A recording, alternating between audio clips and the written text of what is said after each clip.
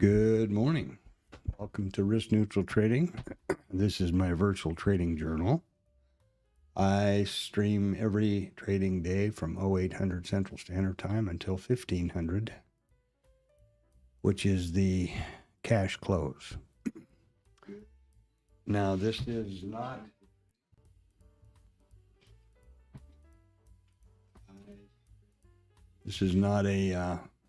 I'm not licensed to provide trade or financial advice, so that's not the intention here. And there's a disclaimer in the description. However, it is my virtual journal, and I trade live on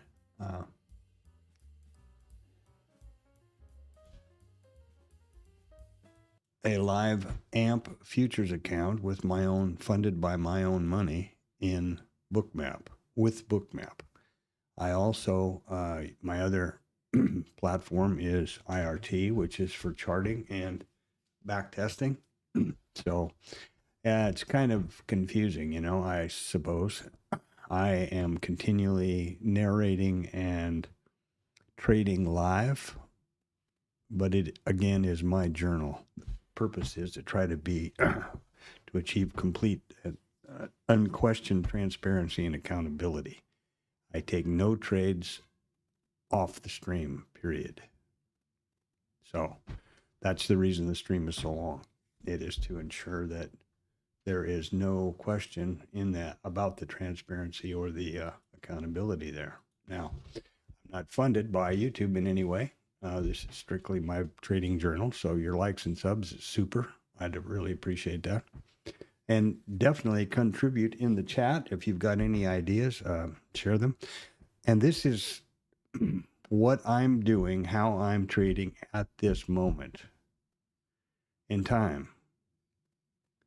This is not by any stretch of an imagination implied or intended to be a my way or the highway deal, And if anybody has got a methodology, which is producing consistent profitability, share it. I'm all ears. Absolutely. And I'm happy to share my resources and everything I do openly. Now, obviously, everything I'm watching on the videos on my trading screens here are captured in the video. My voiceover, or this, incessant narration throughout the day, is the only way I get what I was thinking at the moment into the stream. So there you go. Now, let's move on to the numbers here. Get going with the regular day. So far, this has been a zoo again, as usual. Temporary this and that. So I'm not sure what's going on, but the government we're now not going to have they've announced yesterday they're not going to put out the CPI for February. They are not going to have the non-farm payrolls this Friday because of this 1 day lapse in our government shutdown, which lasted less than a day, and now it's back up. And, I don't know what's going on. It looks to me like a lot of razzle dazzle, to avoid putting out accurate data, I think. But anyway, so what we have this morning, and now these are S&Ps, ADP came out and it is not put out by the government. S&P is not put out by the government. ISM is not put out by the Bureau of Labor Statistics. So these are all going to be reported as scheduled. These are at 8:45 and this is at 9 o'clock. So these could be market movers. You should definitely be aware of them. This is investing.com, which is my original news source, and it is free. That's why you see all of these ads floating all over the place. My idea here is that I want to make everything I can on this stream as accessible to anyone as possible. And I can't do anything about Bookmap or IRT. They are, paid services or paid products. But I can certainly keep these free if that helps. You can pay for them if you've got, pocket full of money, no problem at all. Or pick your own one, but this is what I use. I also I like investing.com because Notice how each link turns into a URL. Well, you can, if you don't know what the S&P Global Services PMI is, you can click that link and it takes you directly to the history and who puts it out and last reports chart and all that kind of thing. So that's very handy. This and my other news source of Financial Juice, you can filter for wherever you are, whatever your time zone is, what reports you're interested in. If you're in Kuala Lumpur and you only want to listen to, follow the Nikkei, knock yourself out. Also, investing.com. Oh, another thing important about investing.com, they will only list traditional scheduled economic calendar events typically in there, which I appreciate. Not, I'll show you the random ones that come into the calendar from Financial Juice.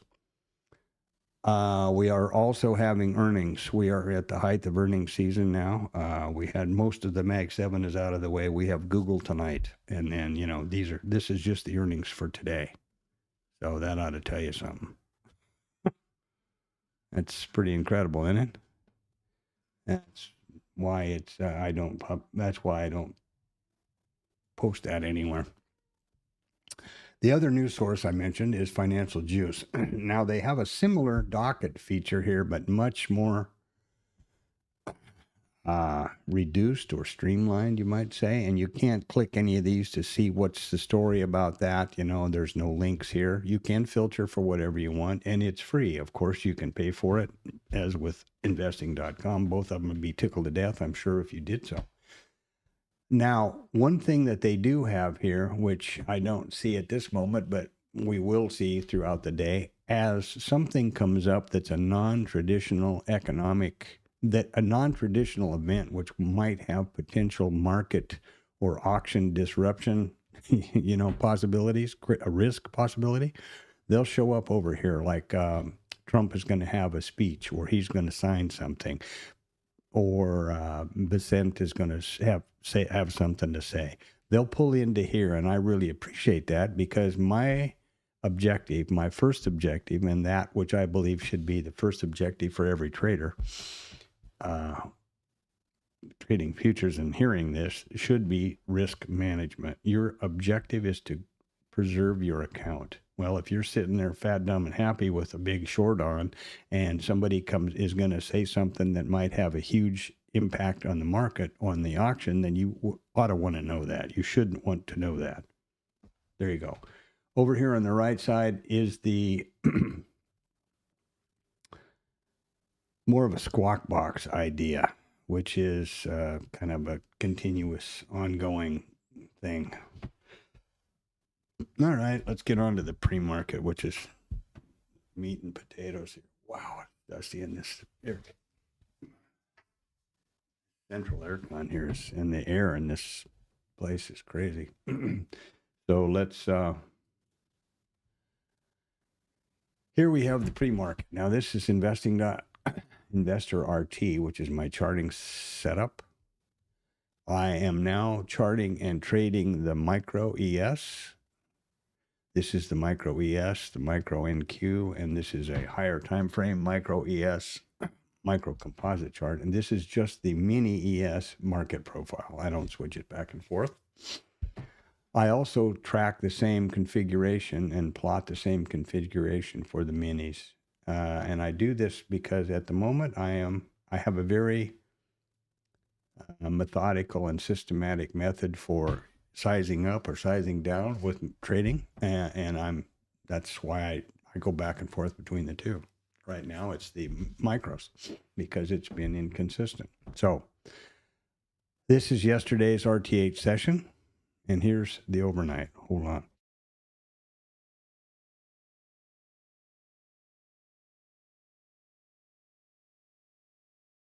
And the sneeze-a-thon starts.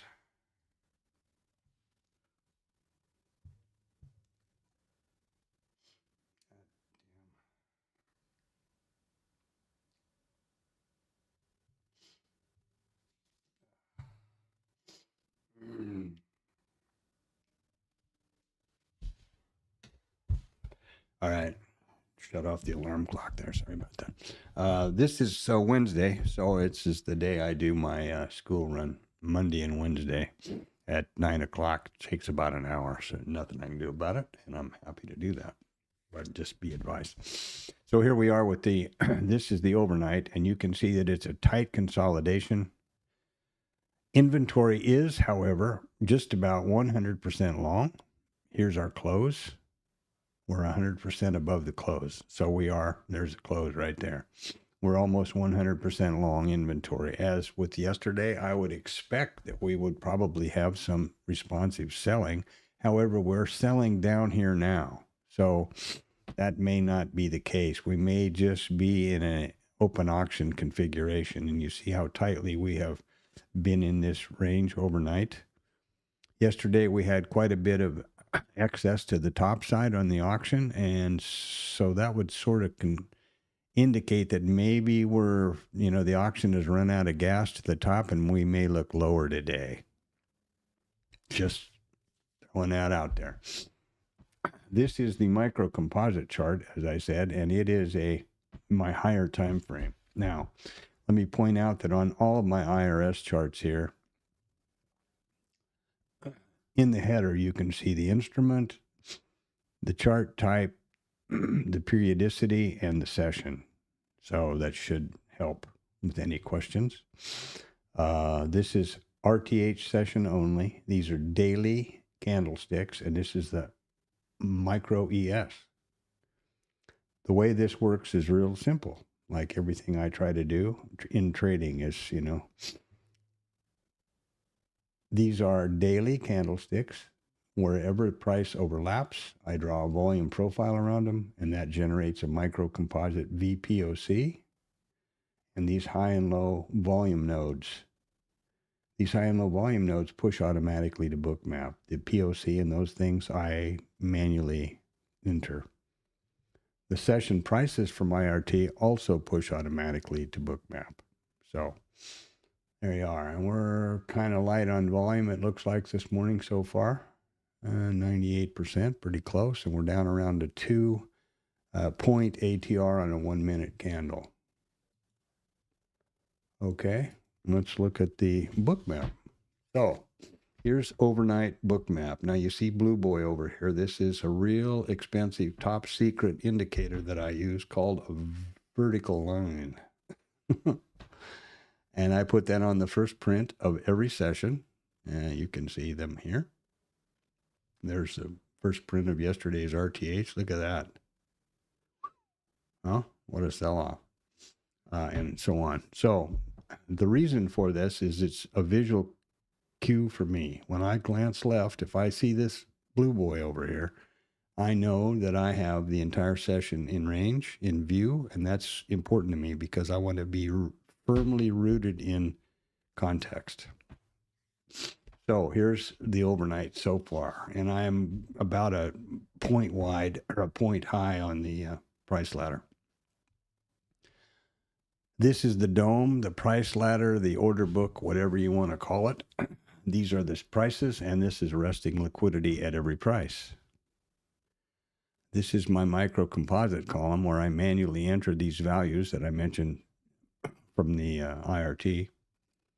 And this is the high and low volume nodes from the micro composite chart, which push to Bookmap. This is the full session volume profile, which started plotting last night at 1700 and will continue through 1600 today. The RTH volume profile, which will reset this morning at 30. And the high and low are the statistics, which are clear out of sight now, but oop, there they are from yesterday. So the first thing I do every morning is determine the open type statistically for the day, and then set the column title to that open type, expected open type. And it's very simple to do. There are only two criteria, and it is, here's where we're trading now. If we opened right now Where would this open price compare to previous RTH close? Well, it's hard to spot here because of this range yesterday, but let's see if we can find it. We are above the close, as I mentioned. Probably right there. Yep, there it is. So we're above the close. So we're higher than the close. And we are within range because the RTH low is way below us, and the RTH high from yesterday is way above us. So again, today we're going to open higher in range expected. I change the column title every day to the open type, specifically so that when I review the stream or a screen snap, I can see that title in it of the column, and I know very definitely how we opened, and that gives me a lot of data to carry forward for the trading session based on the overnight. Next thing I do is clear the notes because we're going to put in all new statistics.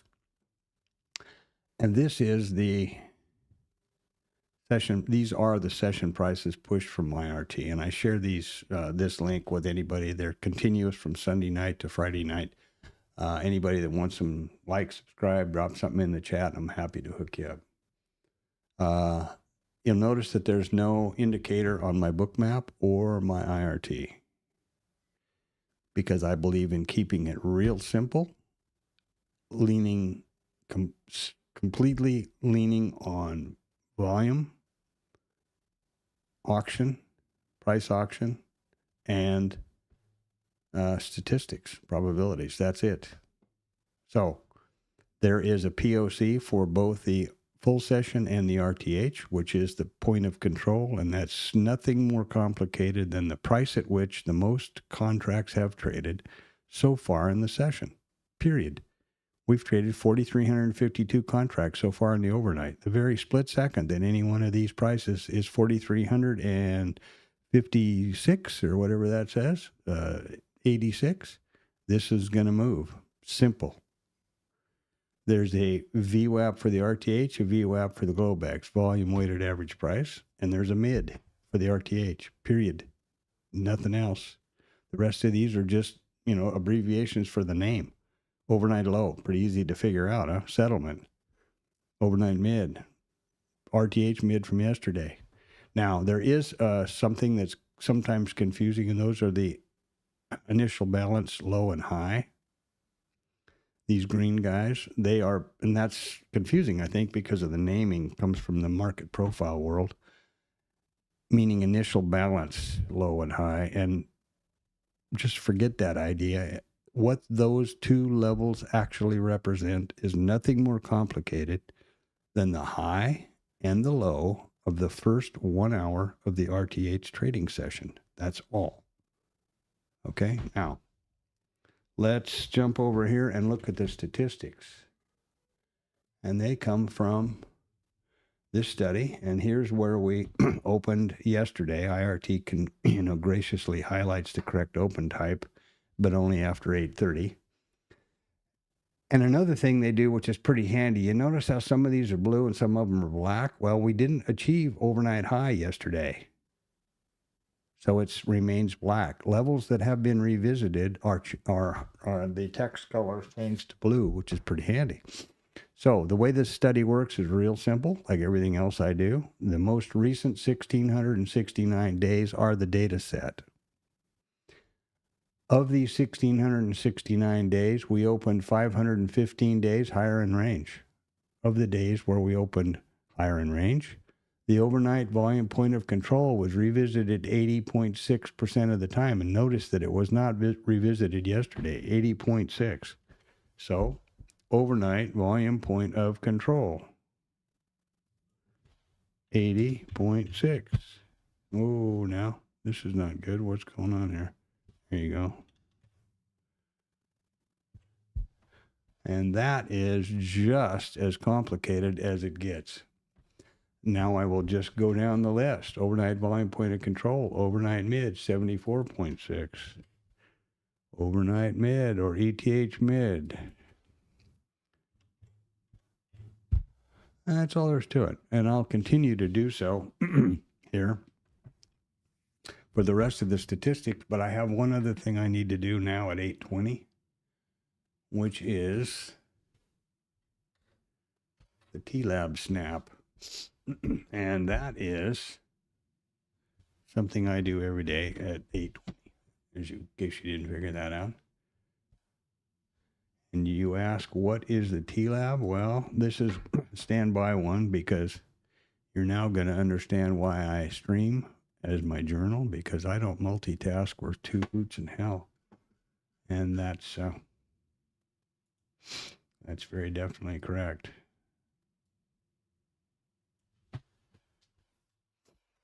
There you go. All right. So the snap I put in every day at 8:20 into the TLab is this, and it was created by, I created this 3 years ago maybe, because I noticed that a lot of people were going, "What's POC? What's POC? What's POC?" You know, so I thought, well, if I make a chart with all the levels on it, that might be helpful. And that's what I did. Now, that doesn't explain to you what the TLab is, but I can assure you that I will explain that. And let's get back to the statistics, because that's where we were going. So the TLab is a Bookmap Discord chat room called the Traders Lab, started by a guy named Tom B, or led by a guy named Tom B. Obviously, it's provided and, provisioned by Bookmap. The most important thing there is, in my opinion, you're never solicited for anything, including Bookmap, which is pretty cool of them, I think. Obviously, they want you to subscribe to Bookmap. That's, come on. But, and Tom is a self-stated professional trader with 46 years experience. Well, let me say that he doesn't trade live, nor does he call trades, and I've never seen account statements or, anything like that. But I believe he is a professional trader with 46 years experience, and I believe that he trades successfully. Come on. At some point in time, you kind of have to separate the wheat from the chaff, I think. Personally, it would be great if he did do those things, if he traded live and if he called trades and if he shared his or provided some sort of evidence about his experience with trading. I think that would just add to the credibility, but I don't think for a moment that he is not credible. And as I said, you're never solicited from anything in there, and there's a good crew of people in there. So, if it's the only other site anywhere that I would recommend you check out. So that's the tip. That's the Traders Lab. Now let's get back to the business at hand here, which are statistics. Standby one.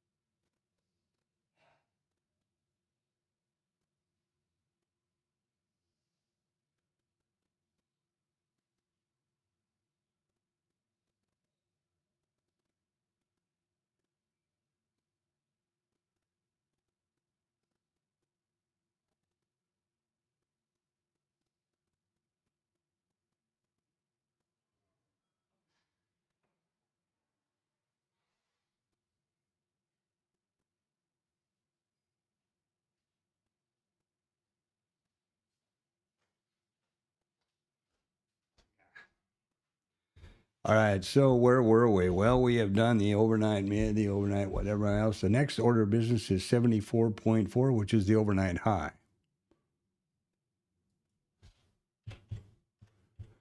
I don't know what else I was talking about here. I get sidetracked with the Traders Lab thing. Maybe I need to change that around in the flow. I don't know. Previous value area high is 70.9.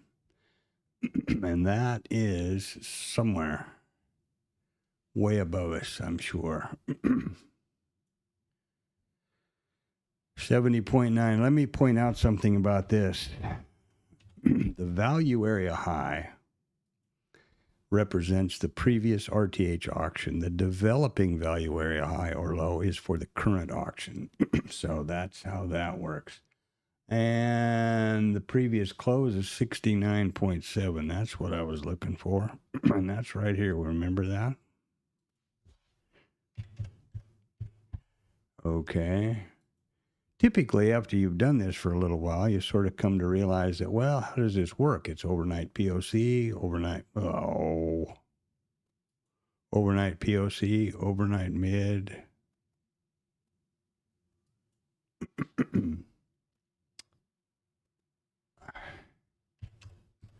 Overnight mid, overnight high, overnight low, and then current, previous RTH. That's sort of how these flow. And if you notice over here, they're listed in order of probability. And that, what am I saying?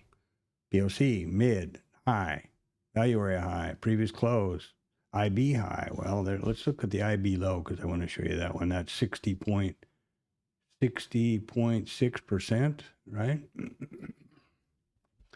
IB low right there. 60.6 IB low. And remember, I always put the initials because what's the definition? It's the high or low of the first 1 hour of the RTH trading session. So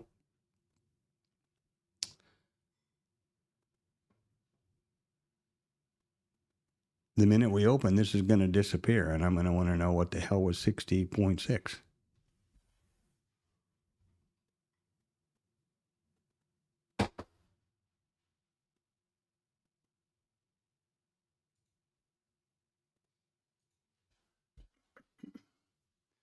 And we're going to open at 45 again. That number has been just like, I don't know what to tell you. That's been the most revisited current level I think I can remember in recent memory. My recent memory, which is not very long. I don't remember what I had for breakfast, but you know what I mean. So we're going to open now in 3 minutes. What else do I need to get over here? Value area overnight low is 49.1. I want to point out something about these statistics now. These are not hard, fast lines in the sand. They are statistics, i.e. probabilities. Okay? And that's what they are, period. So,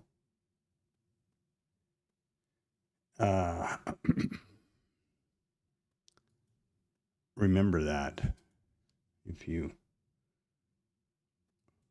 need to be reminded of it.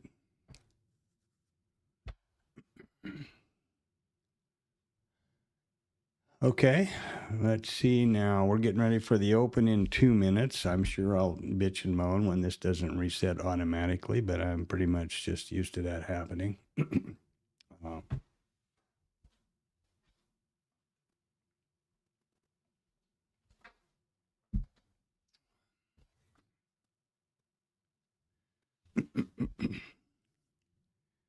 This 45 number has been incredible. 69.45. Just go back and look at your charts and the number of times that's been a big, big, big deal. Especially on the ES, the mini rather than the micro. It's changed now. The MCVPOC on the micro had been 45 as well. Now it's jumped up yesterday a few handles. But yeah.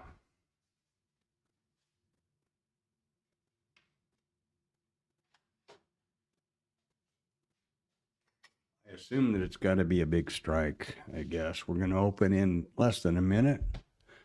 So, yeah, hook in and hang on. Make sure you've got your... Now, I have not configured Bookmap to be able to trade yet because I haven't activated the trade control panel. Let's watch the open, and then we'll move on to that. So, because I don't have any trades that are going to happen in the first, nanoseconds of the open. I don't do that.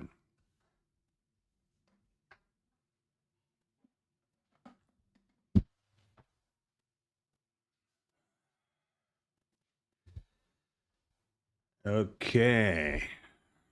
15 seconds. Come on. Open reset properly, will you please? That would be so nice. I'd appreciate it.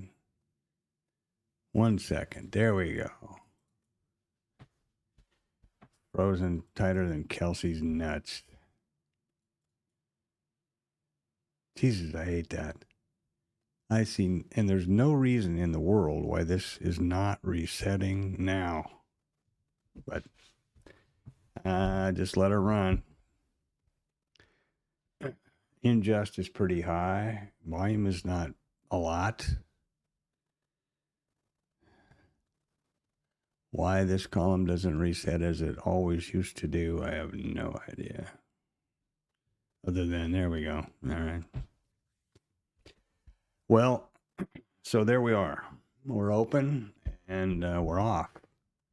Now the thing I need to do is jump over here to IRT and reset my from full session to RTH session only, and I'll explain why I do that in a minute.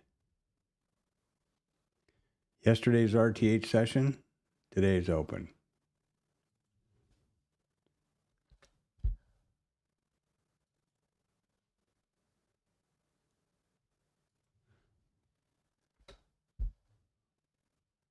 Save that bad boy and move on to the other tab. Assuming it's going to save. There we go. I don't know what kind of computer you'd need to have to not have this be a problem. This is an i9 multi-core 12900K, 64 gigs of DDR5 RAM, 12 gig GPU. I don't know. It's amazing. So there we go. We're open. It's not too bad on the delays, on the lags actually. These are seconds over here, so that's pretty bad. Come to think about it. Well, but we're selling off, and we're selling off with vengeance here. So there's that responsive selling, I guess, similar to yesterday. Wow, there's the close, huh? Here's yesterday's close, and here we went, and there's a POC following along. Now let's get Blue Boy on the job here. If you haven't, send in all your money for this secret indicator, then please look the other way.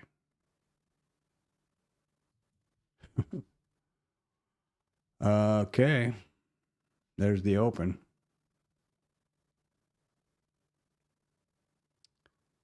Something is... Okay.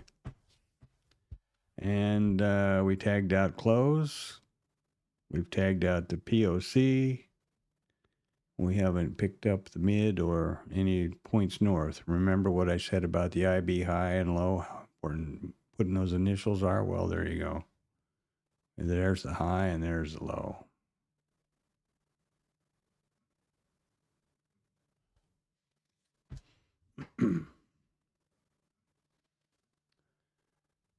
Okay, now what? Let's see here. I again point out that I have a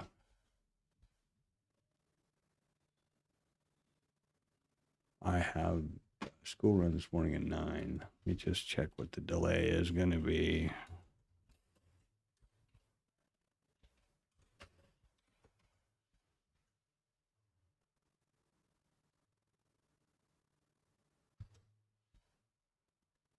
Oh, wow, a couple of seconds. That's great.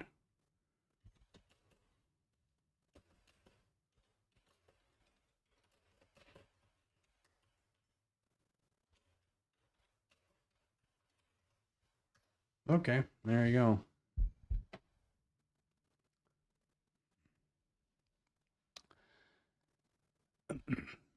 Now, we're not doing too bad on IRT. We're at 6 or 7 or so.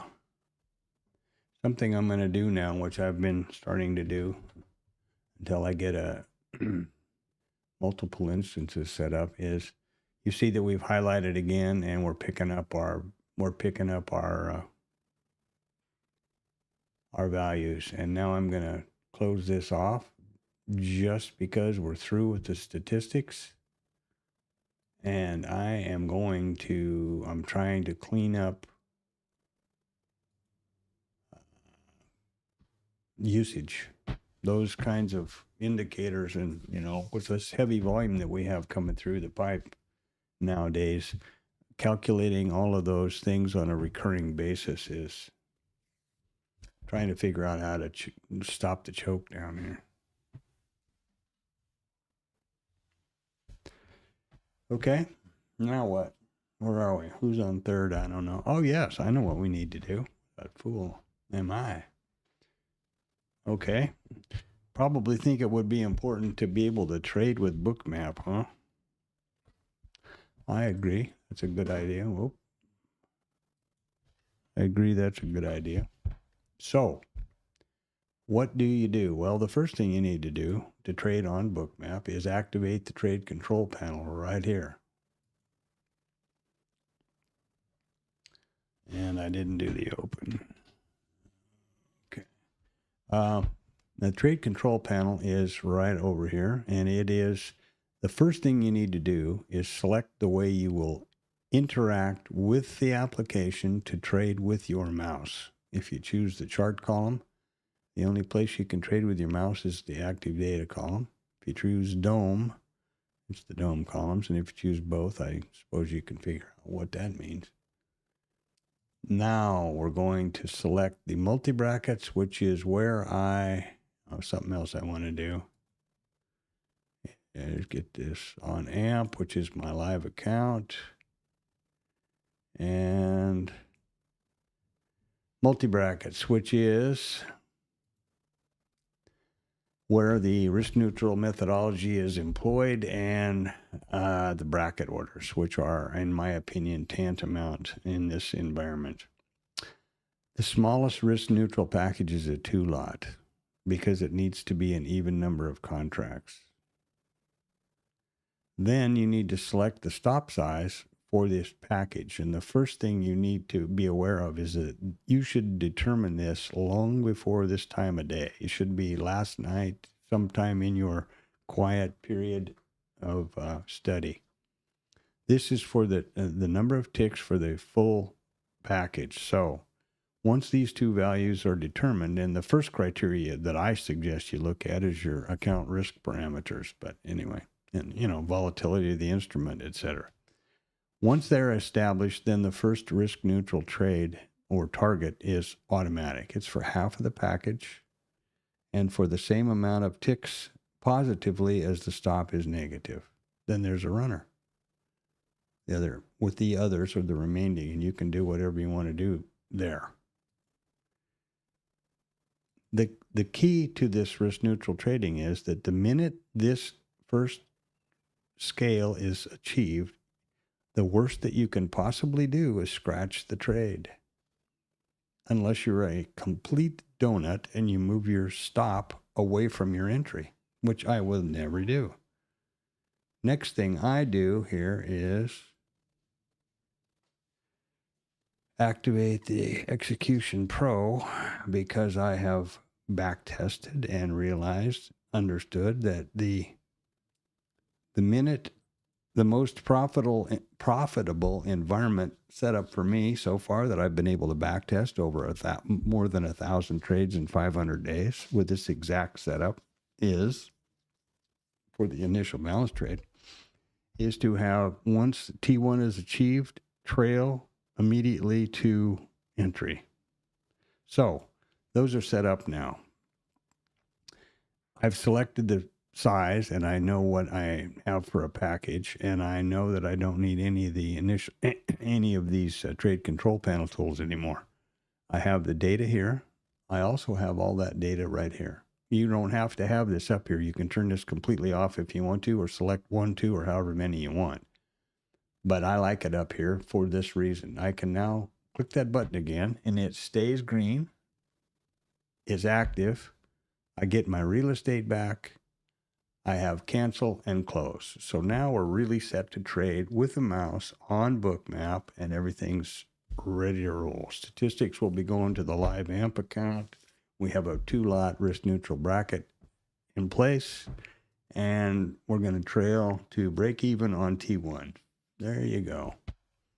Now, I have nothing to trade or anything to do until the initial balance trade's set up. So what have we got here? We got 56 to 35. Wow, 20 handles already in the first 10 minutes.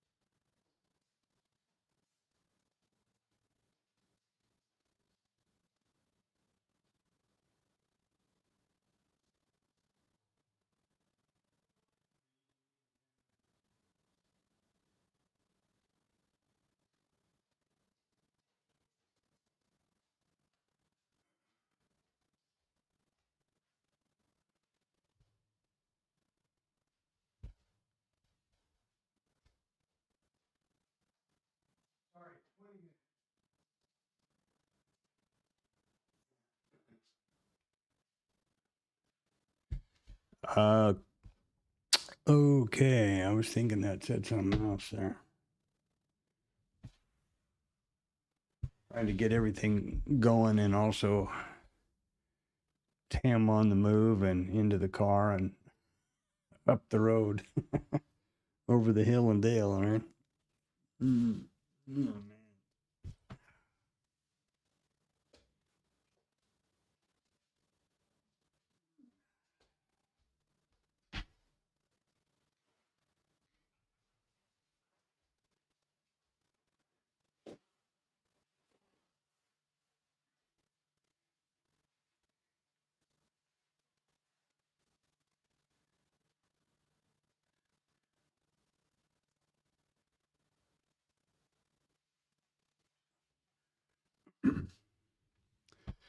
Okay. Well, I got my pants on. That's a hell of a start in the right direction. Got out of the shorts there. Get on the old Levi's and get out there in the real world. All right, so we are in a real goofy period again. I'll be so glad when I don't know that it'll ever happen. Actually, I was gonna say when everything settles down and comes back to some sort of normalcy with regard to the government and the reporting and all that. But it's starting to look like that may not happen for a long time. It's disappointing, but it's a new day, huh? Have to adapt. So what are we doing here? Well, we've had a big run up, a big run down, and we are just slamming around. We haven't taken out the overnight low or the overnight high. What does that mean? That means we're just trading them.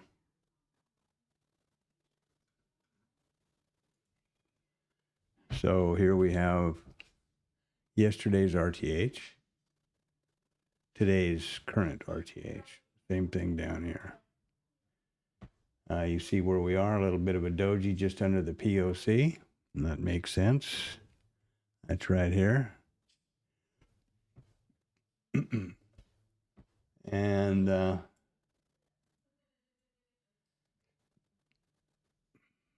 so far our lags are working out pretty well. I'm going to leave that alone. Good.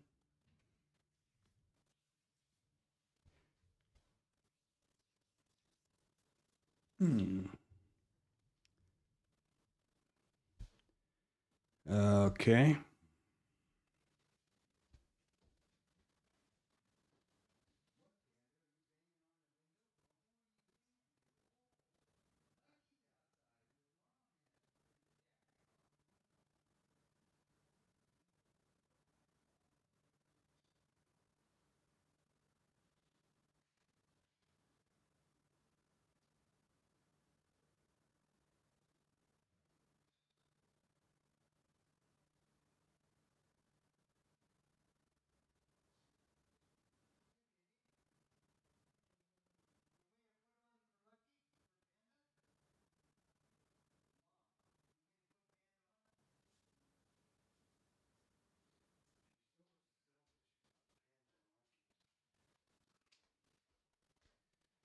Okay, so where am I now? Phone I got.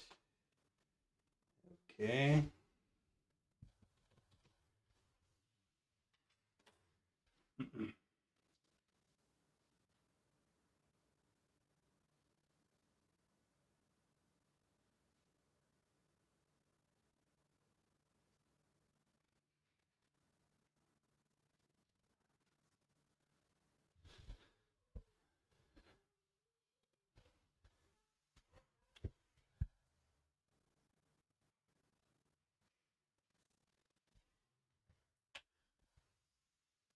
All right, now getting organized here.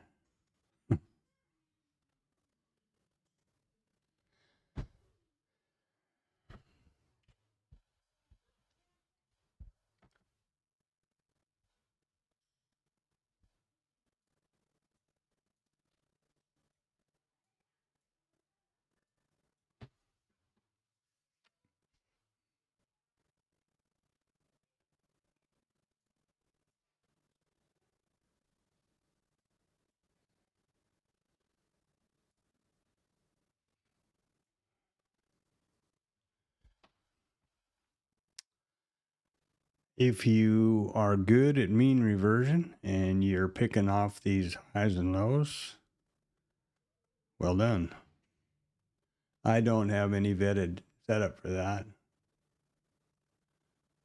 So here I am.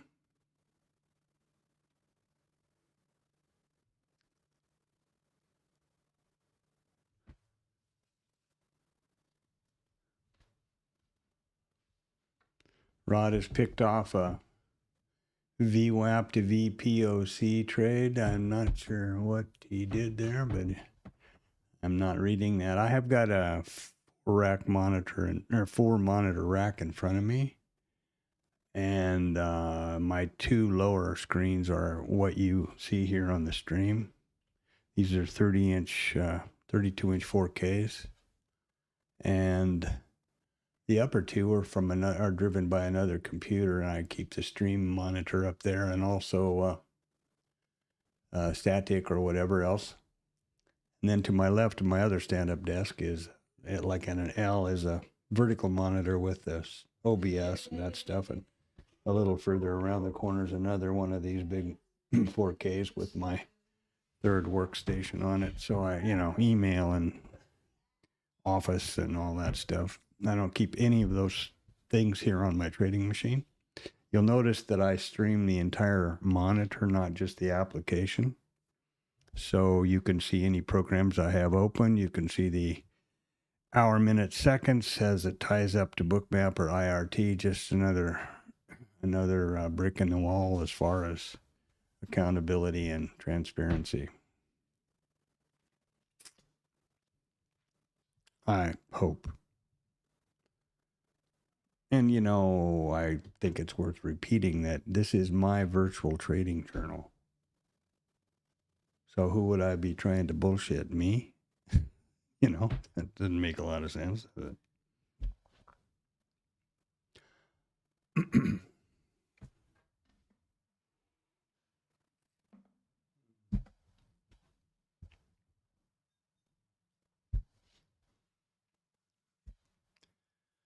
Okay.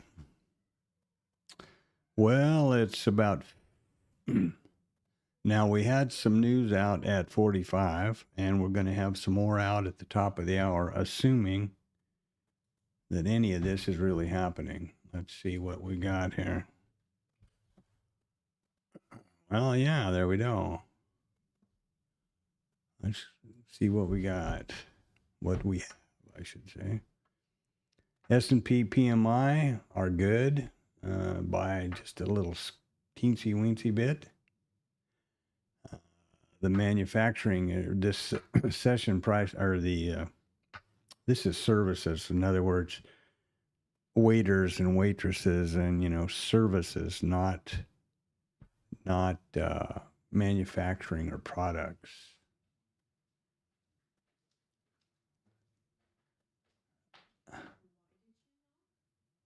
Because I thought it said 8:50, and I said 10 minutes. It actually said 8:40. I missed it. So now it's 8:55. Now we're leaving 5 minutes. Getting a stern look from my sleepy little daughter there. So there we go.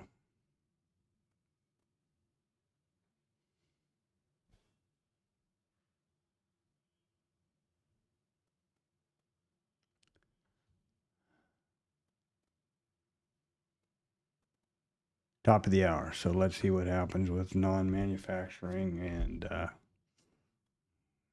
the PMIs. These are all 3-star. Financial Juice is doing this.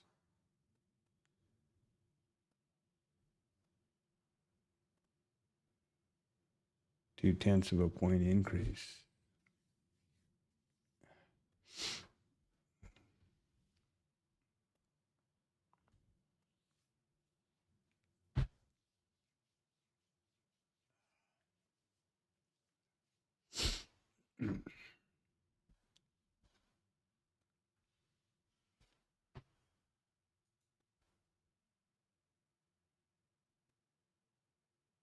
What the hell is he? Oh, he did a trade here. Okay, so Rod picked off something. I don't know what.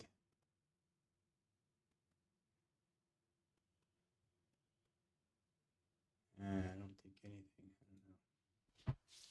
Just trying to look all around the mulberry bush here. All right, so once again, let me explain that I have a school run Monday and Wednesday at 9 o'clock. So I'm going to be dusting out of here in about 8 minutes. But takes about an hour traffic-wise. And nothing I can do. It isn't a problem for me because I am only trading my vetted setups, which are the initial balance high and low. Which brings me to getting that set up. Better do that, huh? So let's turn off the opening range brackets. Here we are yesterday. Here's today. Lags are 9 seconds. Let's get that opening range. I don't mean opening range. I mean the initial balance trade set up. Fired up here. Wow, come on. IRT really has a problem.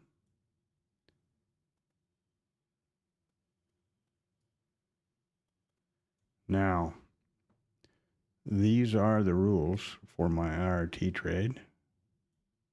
There are 2 trades. Obviously, there's an IRT, initial balance continuation, initial balance failure, one for the IB high, one for the IB low, period. These continuation and pullback zones will be, once we have achieved 930, they will be pushed off, obviously, to Bookmap also. Now, what I'm going to do is I'm going to share or push these signals to this chart for visual purposes only.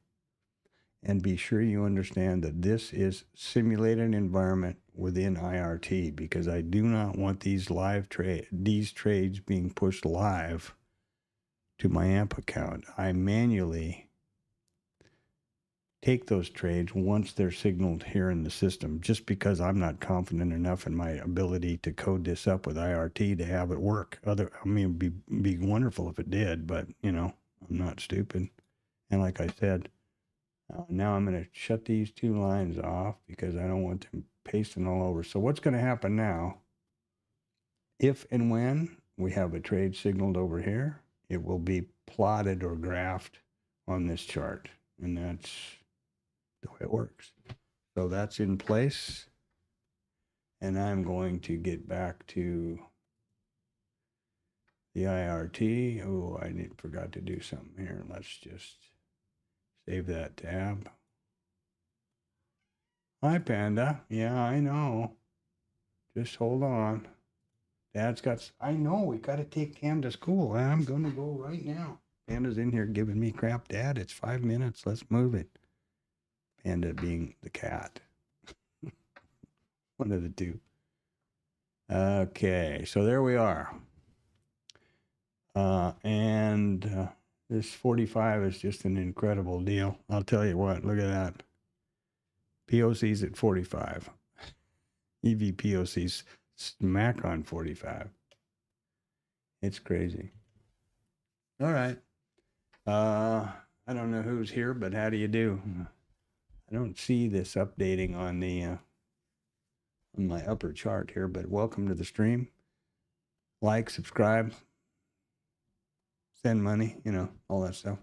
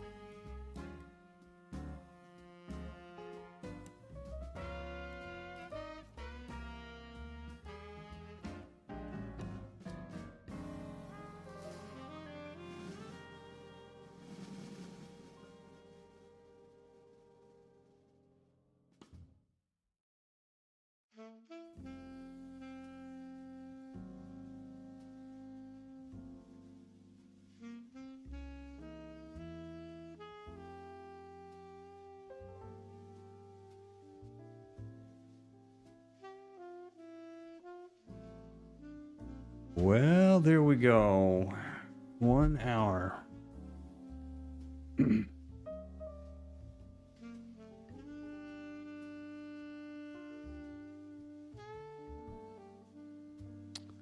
Well, as I always say, but I didn't get to say today, do not trade in anticipation of the statistic.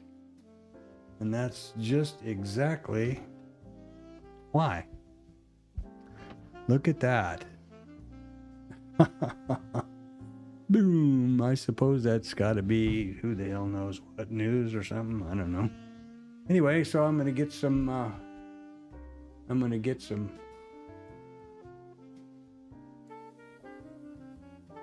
Vicente is going to get his ass kicked in front of the House Committee. That's good. He deserves it. I don't have much use for that fella. Look up his history if you've got nothing better to do. He had his own hedge fund, and he promptly lost all of the billions of dollars his investors had put in it. This is the guy that's now competent to be running the Treasury. Jesus, crazy.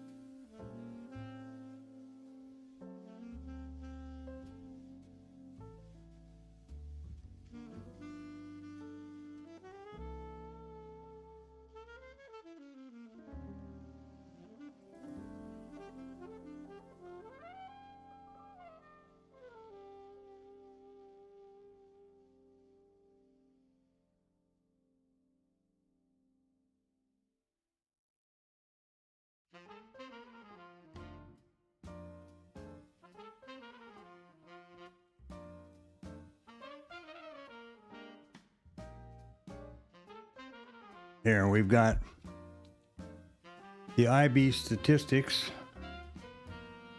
has not been had. I have a little part of my trade plan. I absolutely do not ever walk in cold, grab the mouse and start clicking. I think that's a real bad deal. All these things that I point out as bad deals are because I learned the hard way. So there you go. Probably going to take the IB low. It would not be a surprise. And let's see what's going on over here. Well, there's the IB statistics, which have been now pushed across the book map. We're looking at the low down here. Wait a minute. I didn't do that right.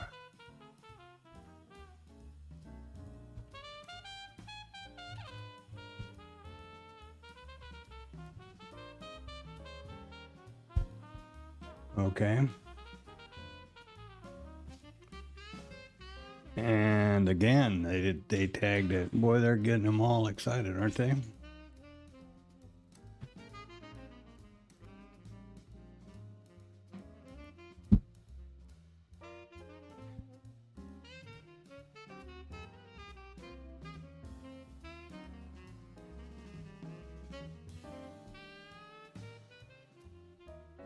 This is just kind of a checklist. Okay, we've got the system on.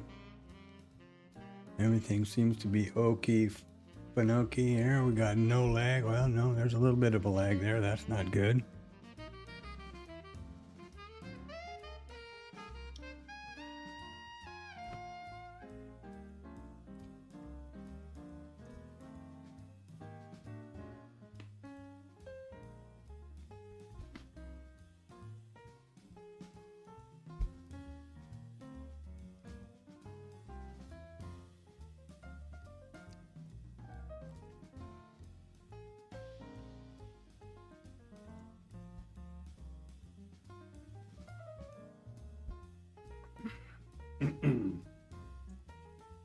Well, it's nice to have some weather being pleasant again.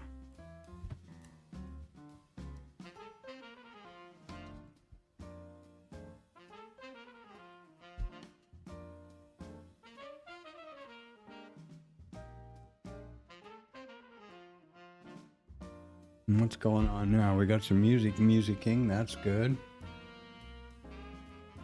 Don't see anything happen. I'm going to refresh the stream on the upper channel here on the upper machines. See what I see.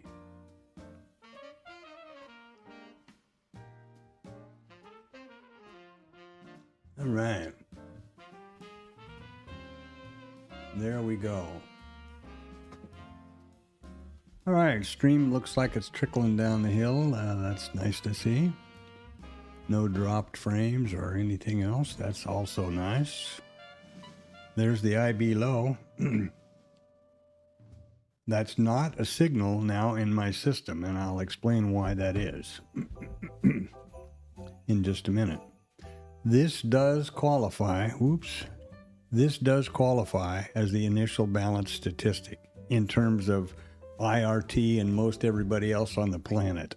But in my trading signal, or my system here, it is not an A signal.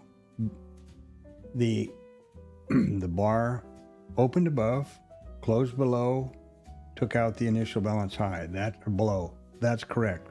The problem is the preceding bar, in order to have an A signal, the preceding bar needed to open higher than the close. So there's no A signal here, and you notice there's no flags up here as set to 1. So there's no A. So it is not, there's no potential initial balance trade for me on the system, and then which I would take live on Bookmap. I'm not sure if I explained all of that, but I think so. Let's go over it again quickly just in case. The system is functioning on live AMP rhythmic data. or I should say live rhythmic data via AMP account, live trading account. However, in this IRT world, the trades will be taken and graphed or displayed here on this chart, and they will be simulated within IRT's simulation account. What I do then is manually replicate those trades on my live AMP futures account here in Bookmap. So now don't have a statistic, but we're getting close. So let's do the pre-trade checklist.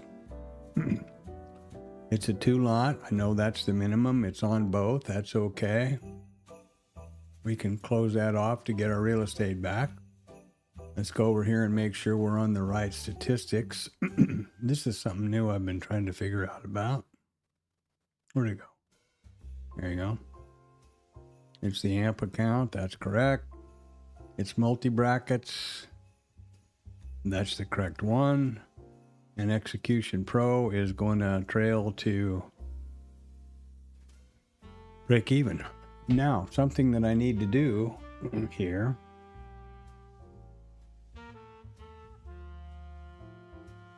Something I need to do is make sure that I'm set up the same here.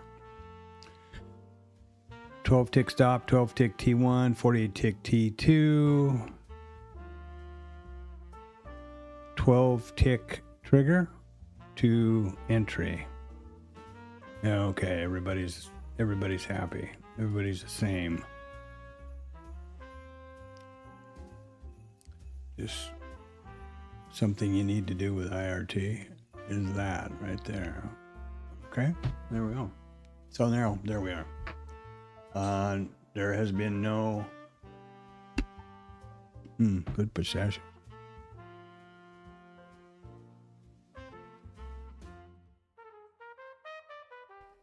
Now, once again, the explanation for why this is not any kind of a trade or a signal, and there's no A or B or trigger or any flags. This was a good bar to take the initial balance low in this case, opened above, penetrated the initial balance, closed below. However, the preceding bar was backwards. It needed to open higher than the close. My idea here is I want price to be going in the direction, right? I want momentum to be in the direction that I'm anticipating. So there you go. And look what happened.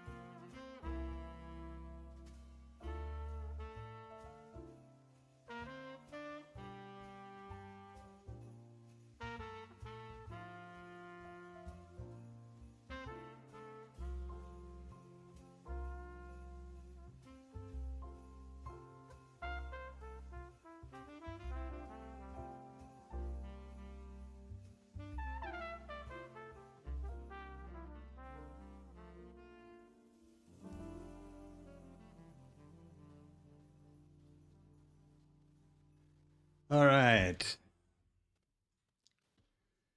Yeah, I feel like I'm back in the game here.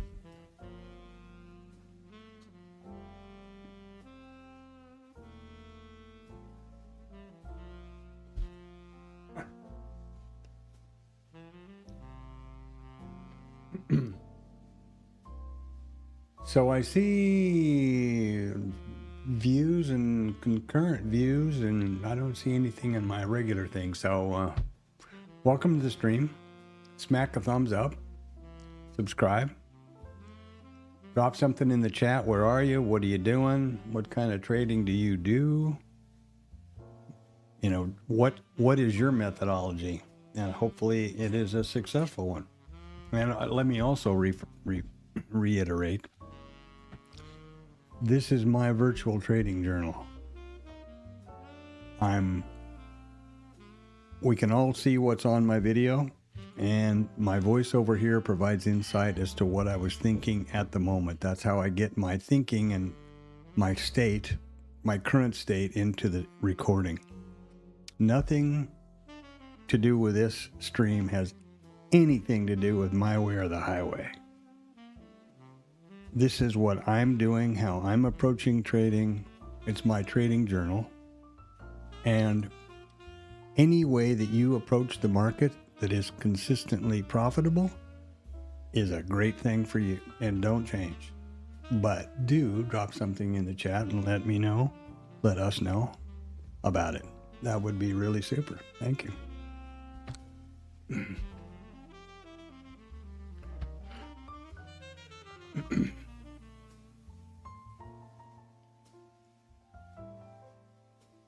One of my motivations for doing this stream, besides the fact that I don't multitask well, and this really circumvents that whole idea, I thought it was really important to have some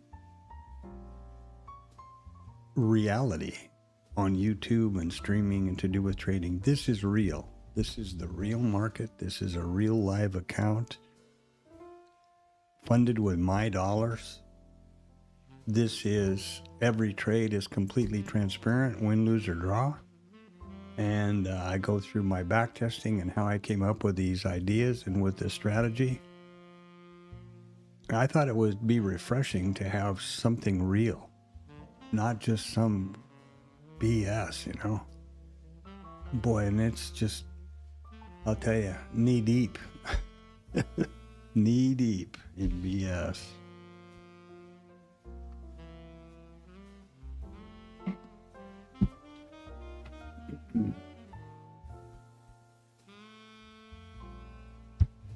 So there we go. Now, if we come back down, we've had a VPOC migration south, so that's a good thing for a IB continuation trade. But what do we have in terms of our market so far? It's rotational. It's mean reversion. Boop, boop, boop, right? Outside in, outside in. It's rotational. It's mean reversion. We've had now two, essentially, VPOC migrations. As far as developing VPOC goes, we have that down here, but it has not followed suit yet with Bookmap. I'm going to try to do something that I hope doesn't break anything here. I'm going to...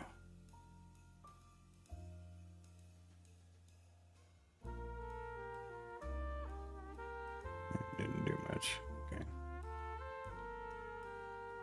Remember that the initial balance is now a thing. These will no longer move. They are fixed. The statistic has been taken. And I'm going to sneeze.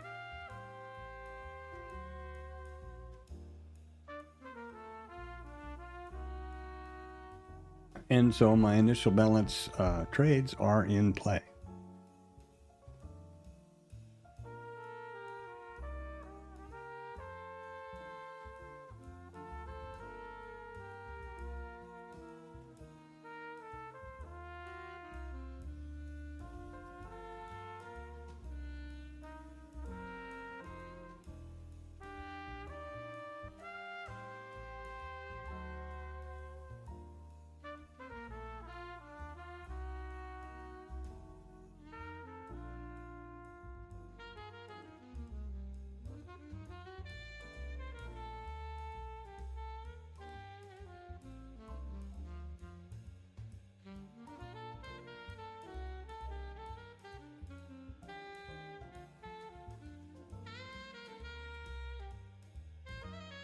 I'm still committed to taking these initial balance trades as they present themselves, because that's the theory of, that's the whole theory around vetting trades and trading based on probabilities, depending on the law of large numbers. But it's getting pretty, demoralizing, and it's a function of this environment, the volatility and the random goofiness that we're going through, you know.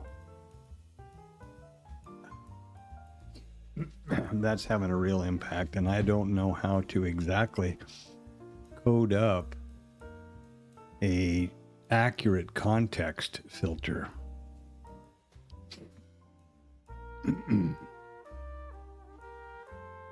So here we are, and that's exactly why I'm trading micros.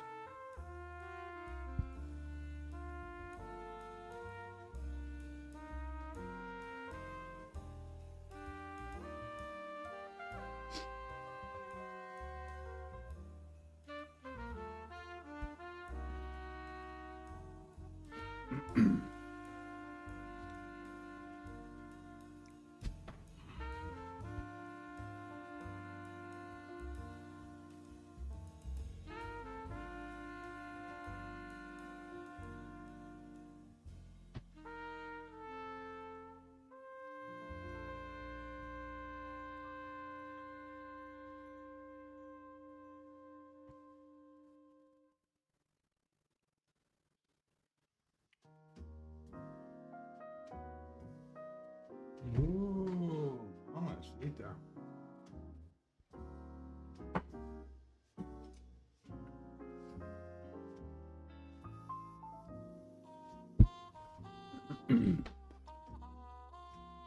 Oh yeah, boy, I got a big breakfast here, and I'm pretty happy about that. Wow. Mom?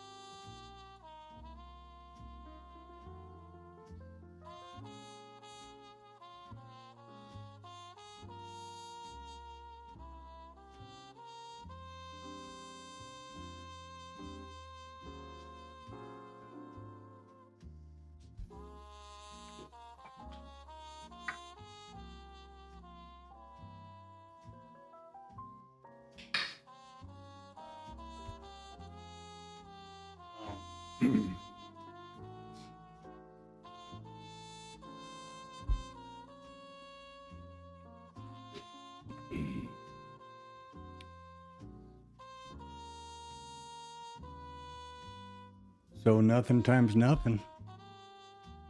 Still don't have that VPOC migration on Bookmap. That's kind of weird. I always defer to IRT as a standard, right, for data. There's the VPOC migration. There's the current VPOC. This should be here. If you notice, I guess what they're leaning on is this one up here, 5340, and I'm not seeing what's going on down here. And now something happened. No, it's now shifted lower again. So something's not working right with IRT and Bookmap. So what we have here, rather than this acting properly, and I don't know what to do about that, actually.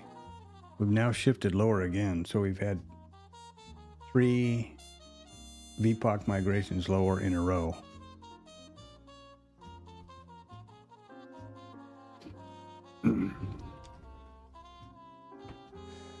1, 2, 3. Here we are.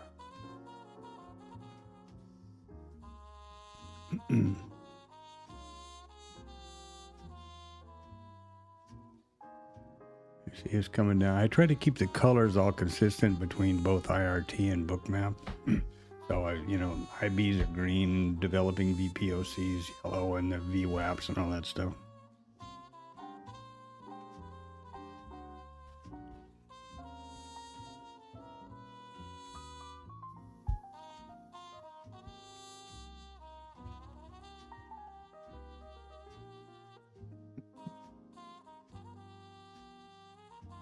Just, for me to be able to keep track of everything.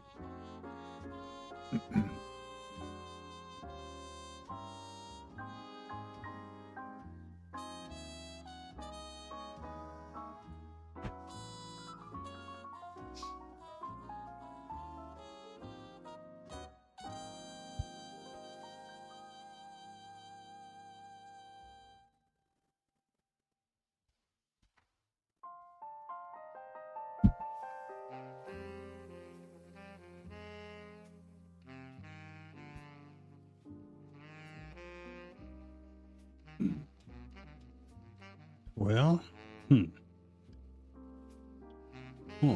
what do you think?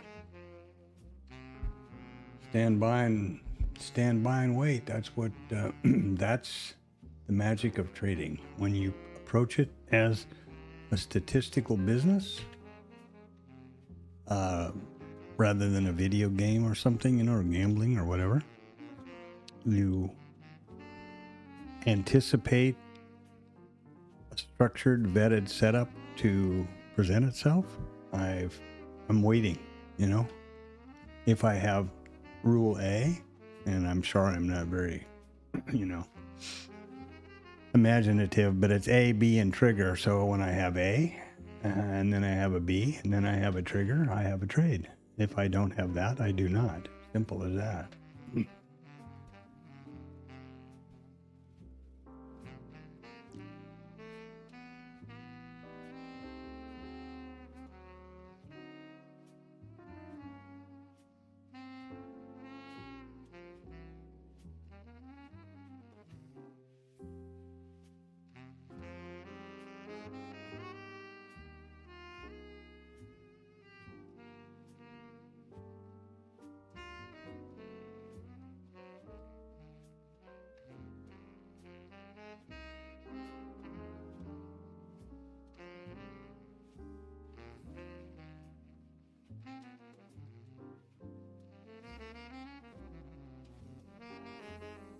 And there we have an A.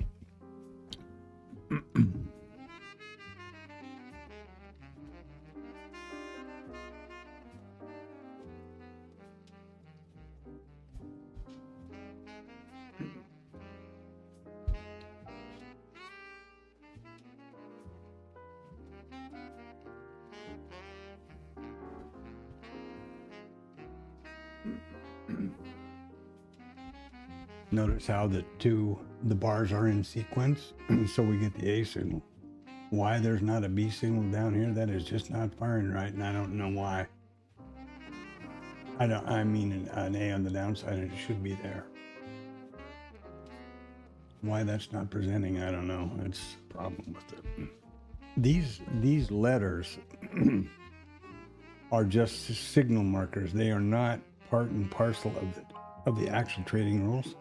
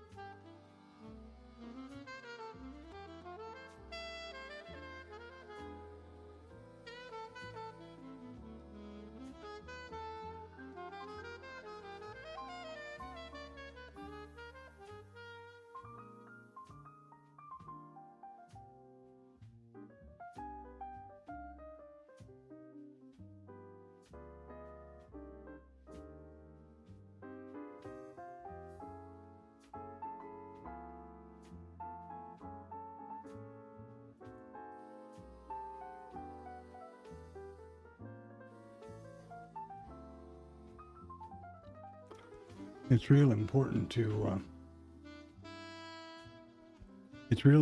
to point out, yes, if you're going to trade systematic and methodological system, you have to be really aware of Monkey Boy, which is, or Tom, other people refer to it as Jekyll and Hyde or whatever else it is. But I'm talking about FOMO, desire to be right, chasing, overtrading, all that stuff. Those are all part of our DNA. And you have to be really, really aware of that stuff. Now, I don't have any problem overtrading or chasing or doing any of that. Am I upset that I'm not on a short? Yeah, of course.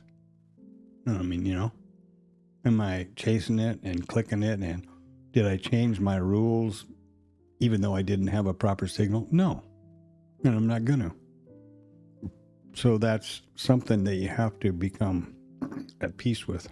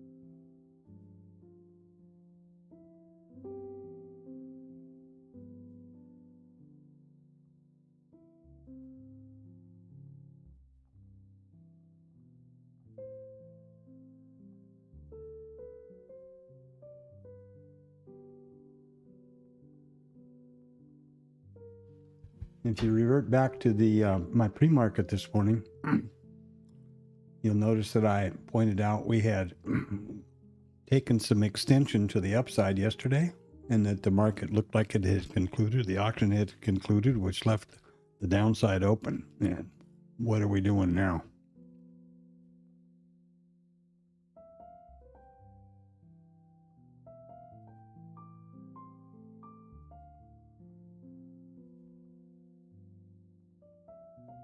And I don't point this out in that I'm predicting what's happening with the market.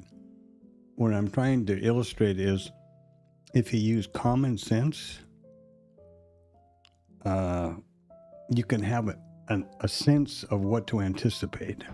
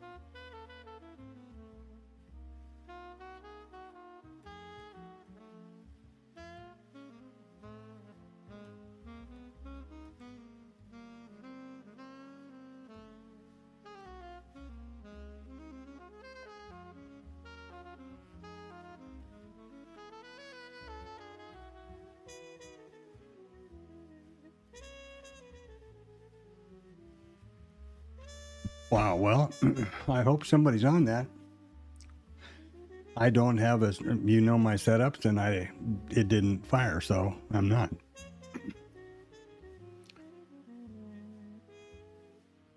Let us know in the chat there what you're doing and how much money you're making.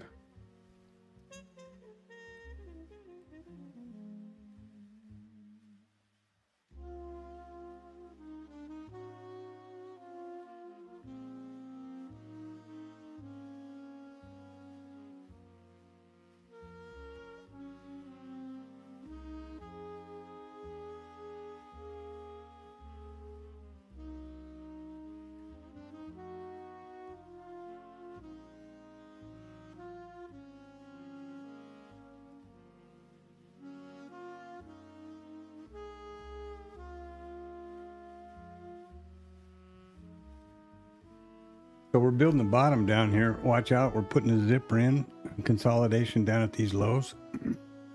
And let me just point out to you that was the previous RTH low.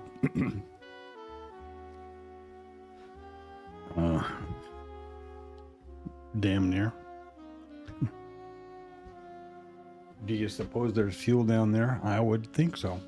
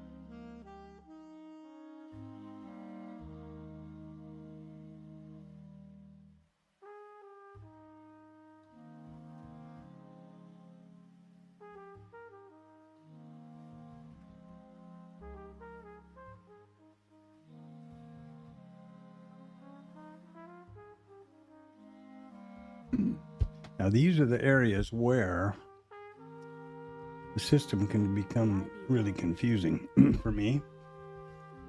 Fortunately, not for the computer, but... So here's our A, and there should be one down here, but there's not. And it's obvious here and here. Now, this is a B. And we should have a trigger.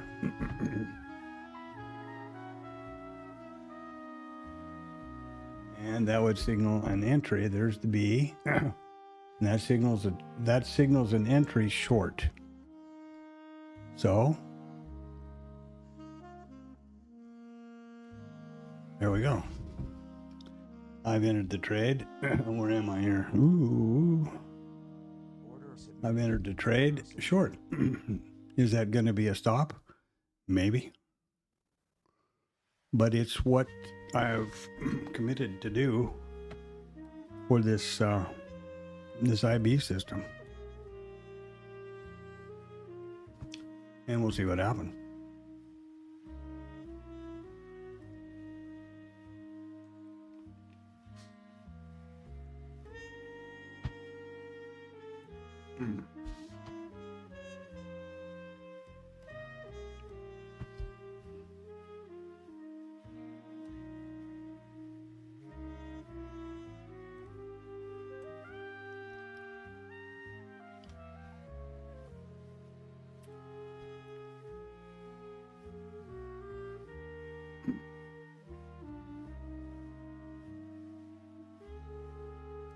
Look at that. Look at how it teases that T1. Isn't that amazing?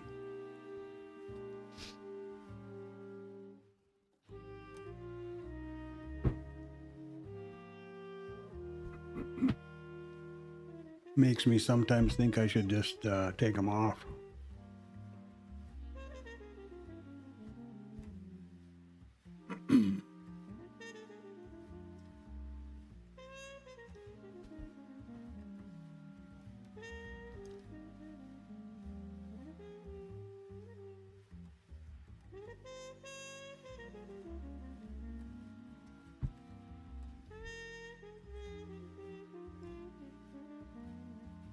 One tick. Isn't that crazy?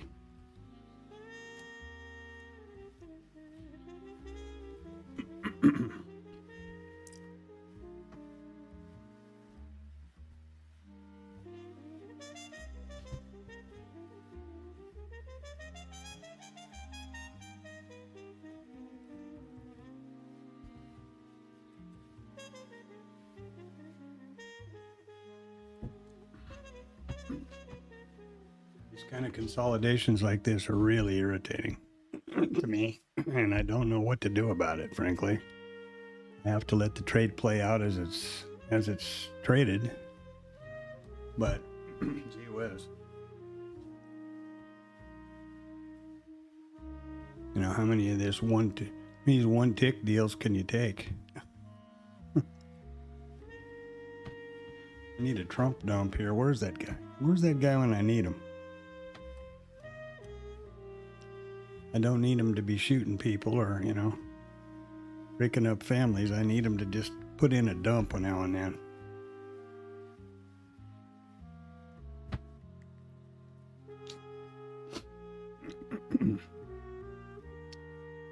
What do we got? 11 o'clock.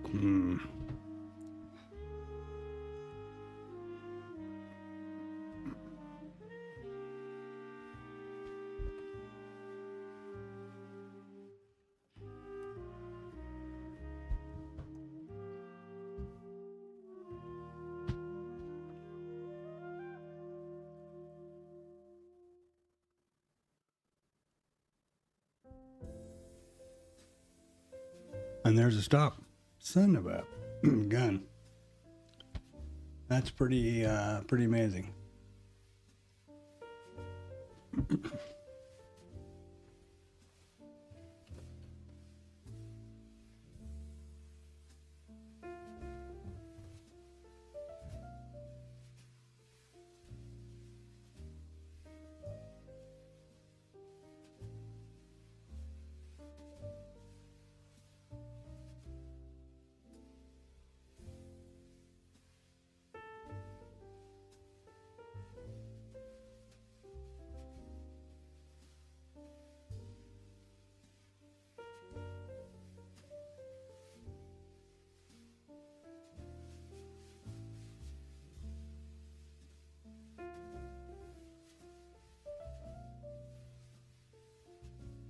Truly amazing. One tick multiple times for the T1. Isn't that something?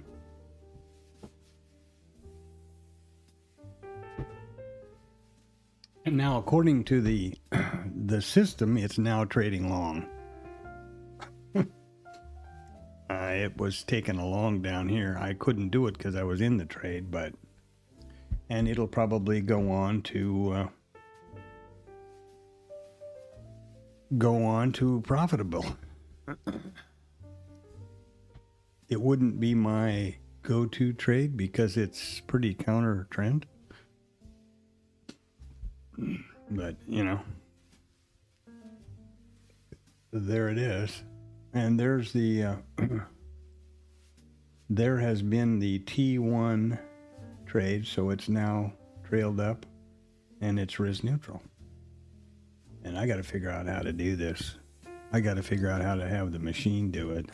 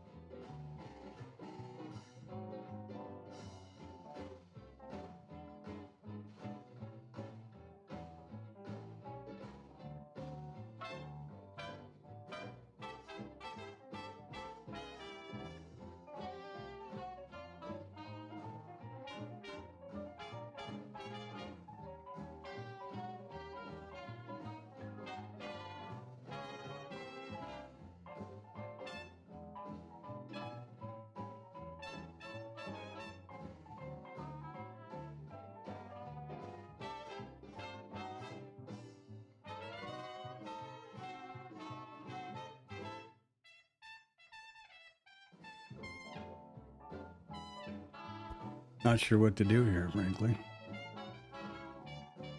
That's really disappointing, I'll tell you that.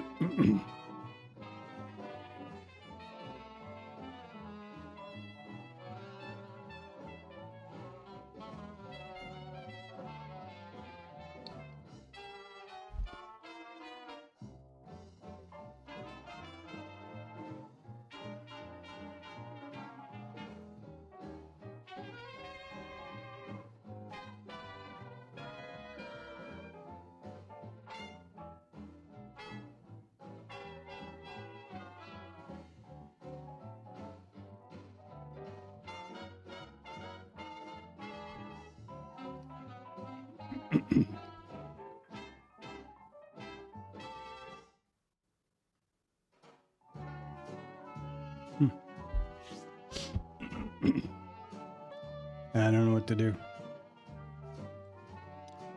It seems like a chop fest like yesterday. Now it's going to get to sell off.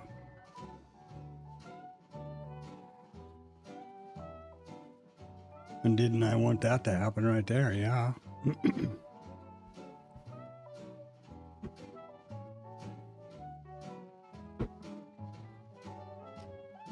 Truly disappointing.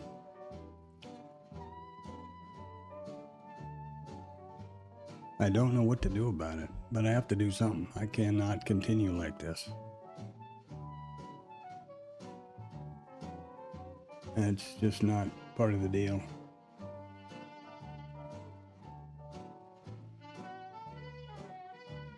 The system is having a problem too, just looking at it. It doesn't know what to do with this chop crap going on around the IBs here either.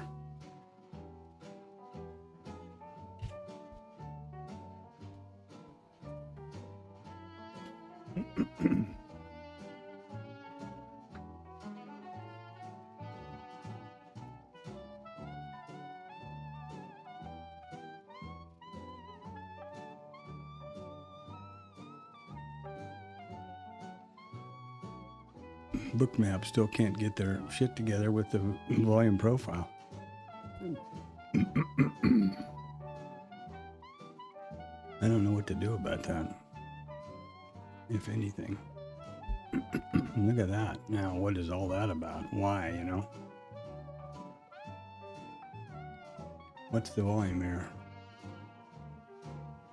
90%. ATR is 4.5, 4. That's not good.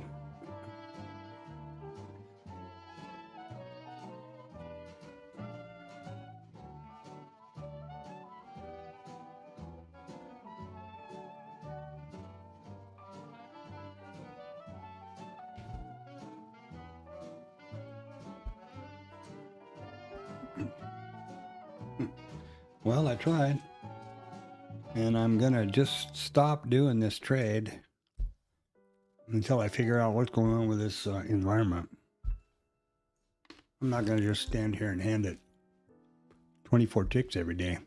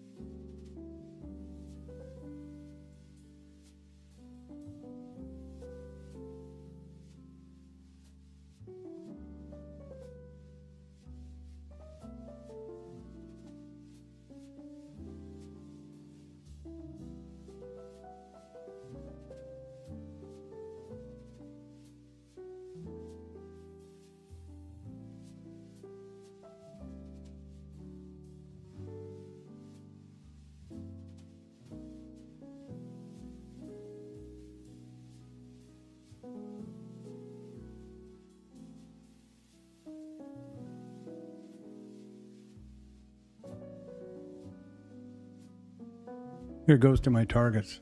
Jesus. I've got to think of a different way of trading this thing. That's for sure.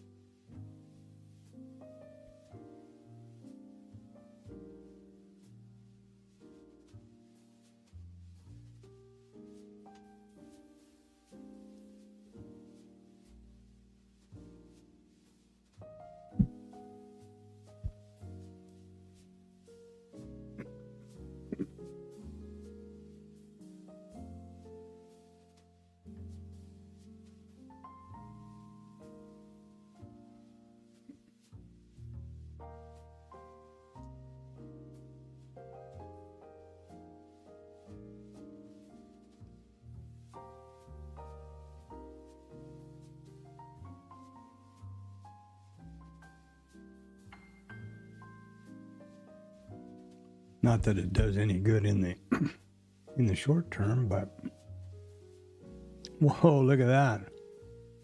Oh, baby. No.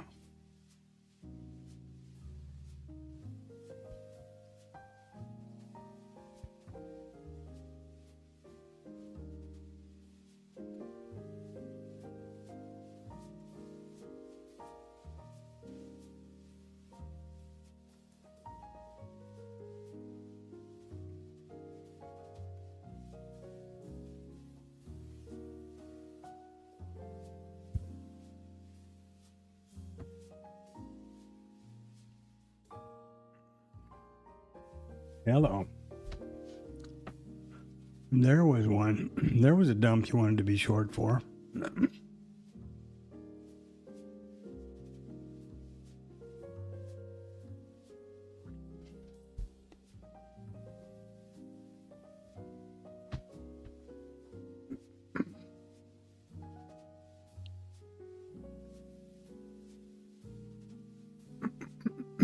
What the hell was that?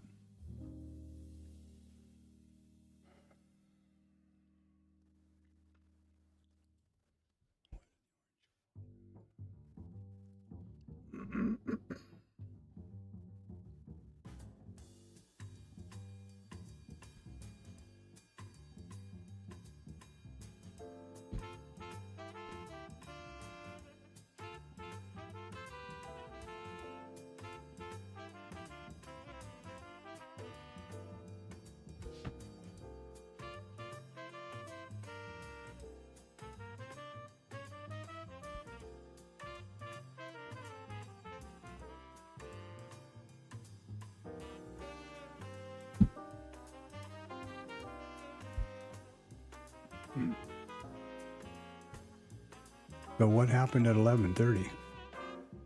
Whatever it is, the market didn't like it. That's for sure.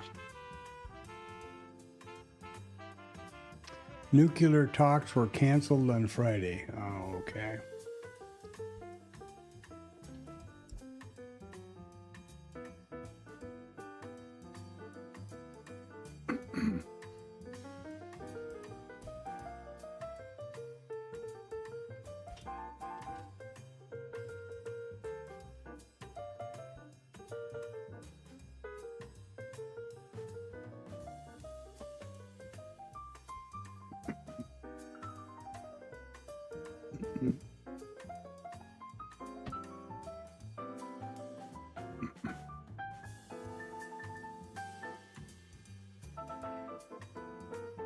Yeah, that's exactly what it was.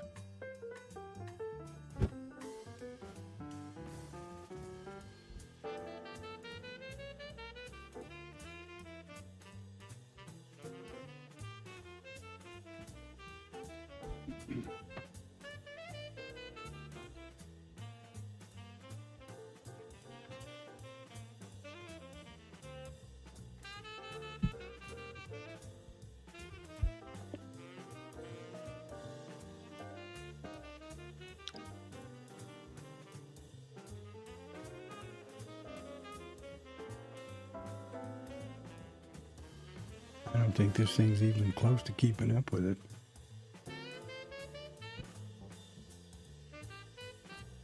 Oh yeah, it is.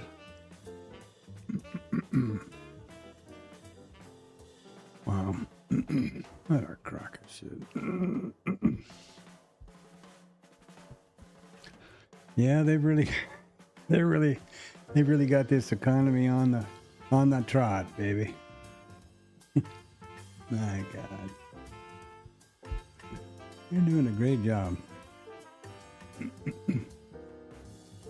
Gotta hand it to him. Who could do better, huh? Who could do better? Probably about anybody. Maybe. Probably just about anybody.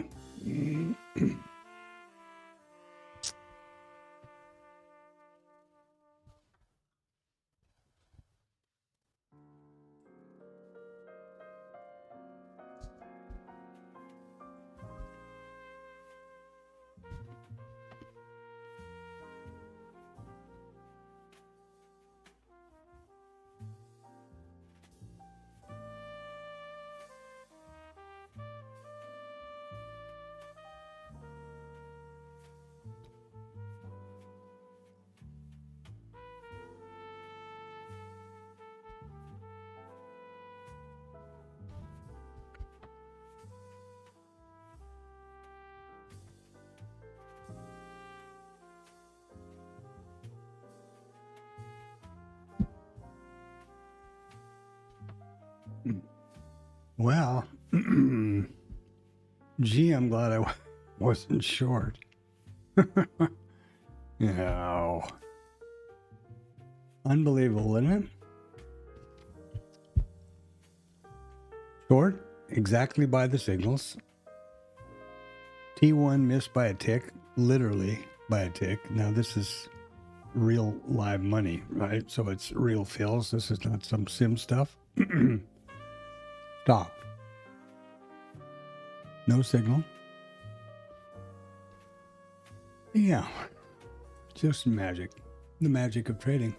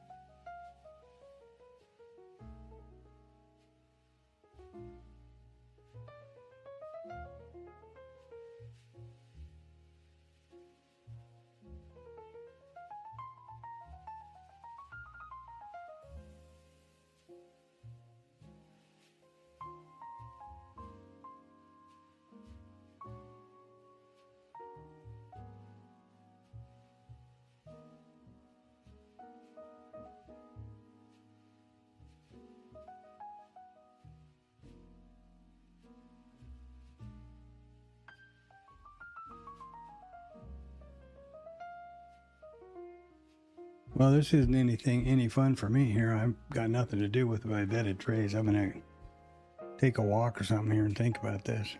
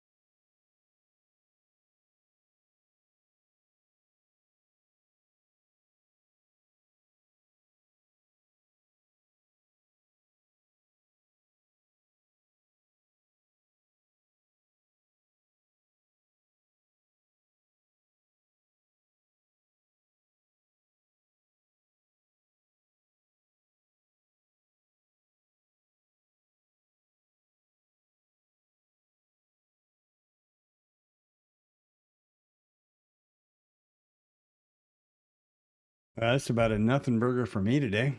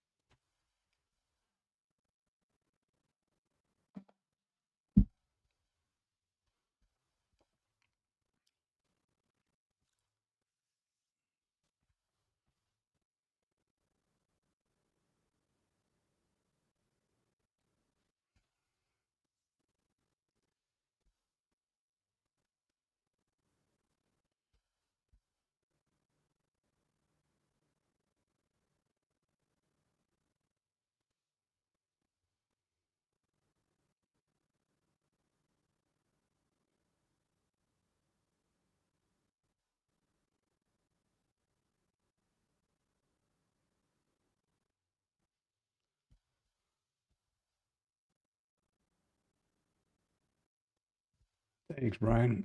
Appreciate it. Sorry. Yeah, I've just stepped away because it's been silly here.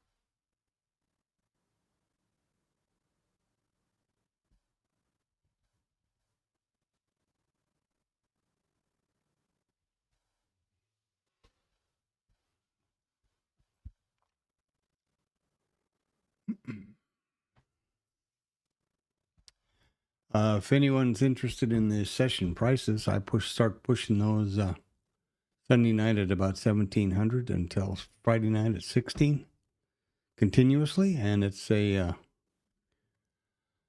CSV link from Google. I'm happy to share them with anybody free. And just drop something in the like, subscribe, drop something in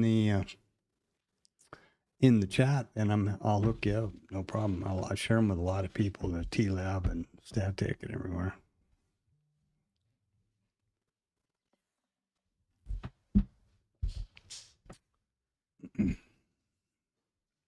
Until I don't, anyway.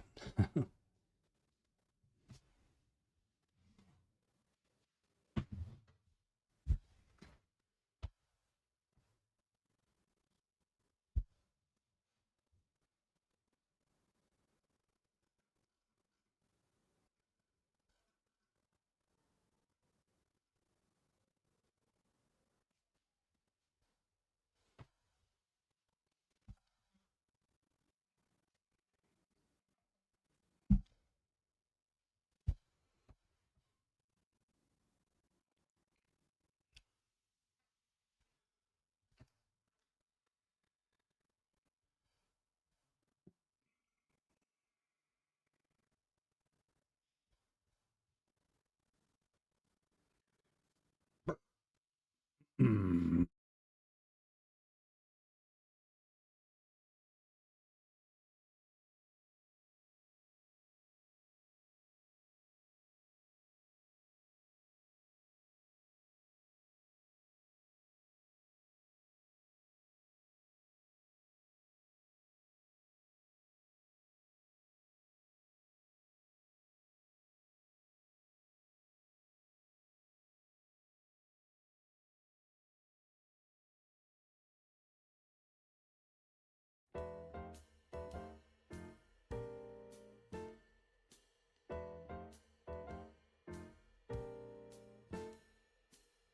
the IB low is taken.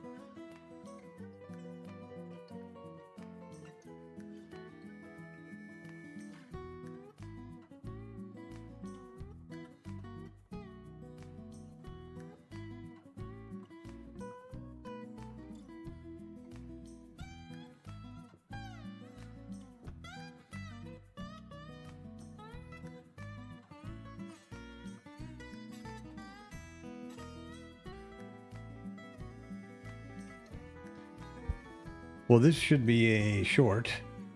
Could also be a long.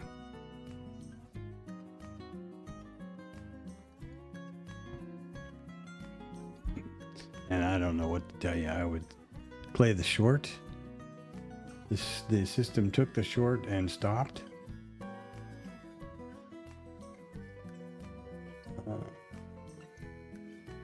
Is he going to take the long? I don't know. It's too confusing for me. This flies in the face of everything I normally do, which is I don't, diddle in the middle, and I always want to have a range requirement. And I don't know what this market's up to here.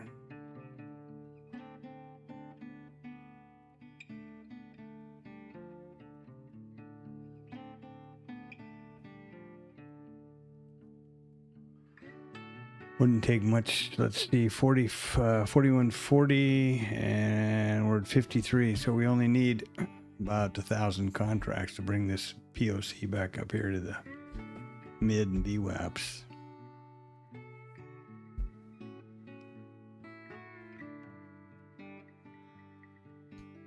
Can see how confused the system has gotten. There's this volatility in the price action is just not any good. The system dropped that trigger.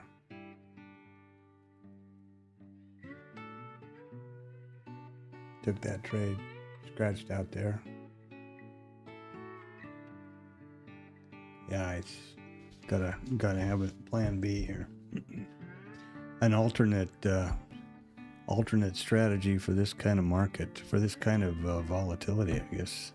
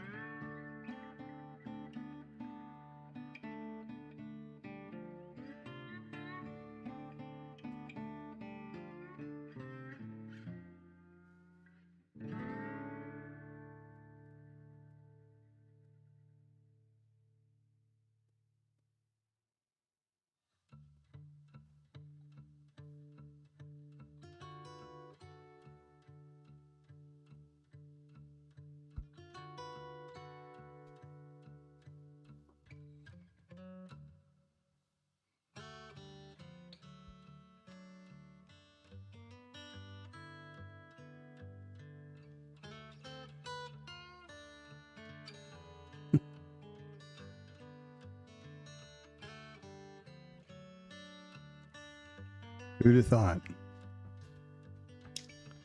Who'd have thought?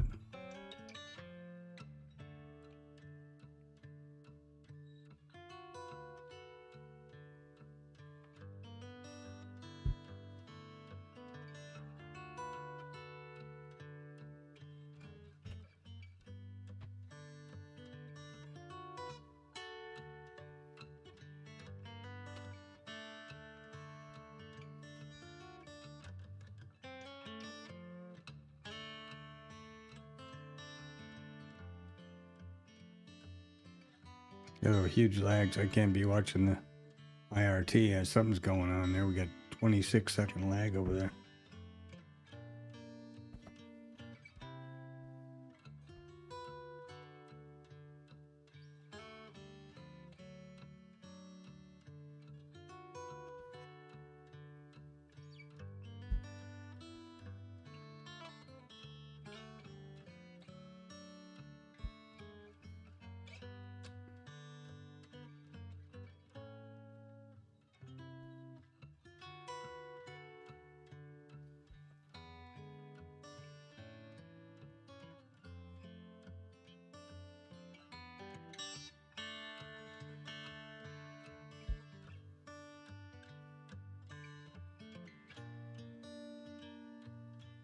There we go.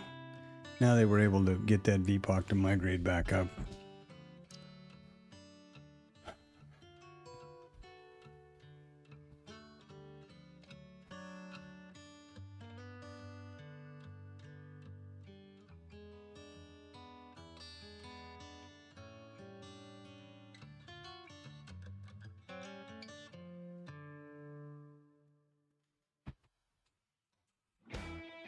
Well, aren't I glad I didn't go short?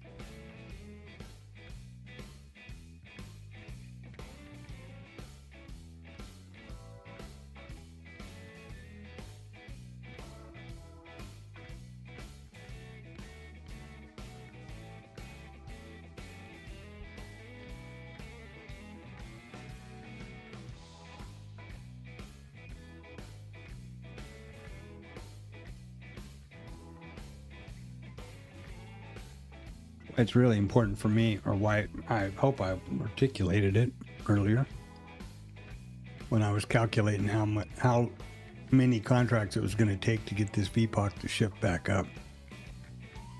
It's really important. But only because a lot of people watch that. It's like a self-fulfilling prophecy in a sense, in my opinion.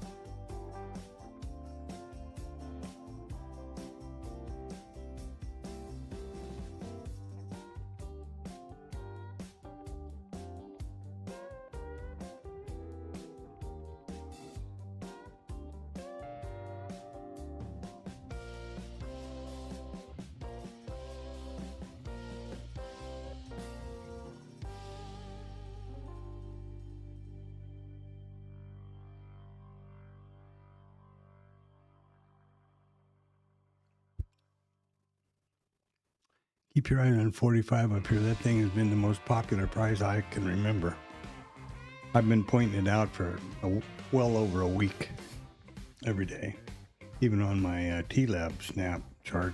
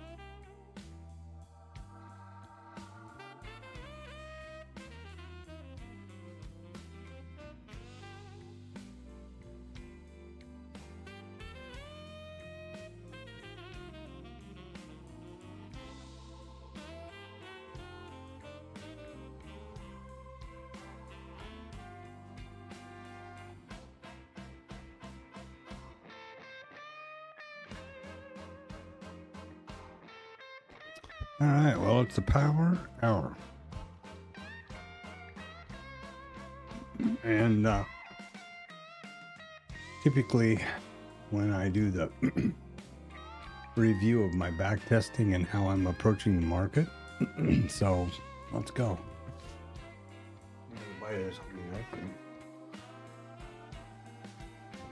Pretty good stuff.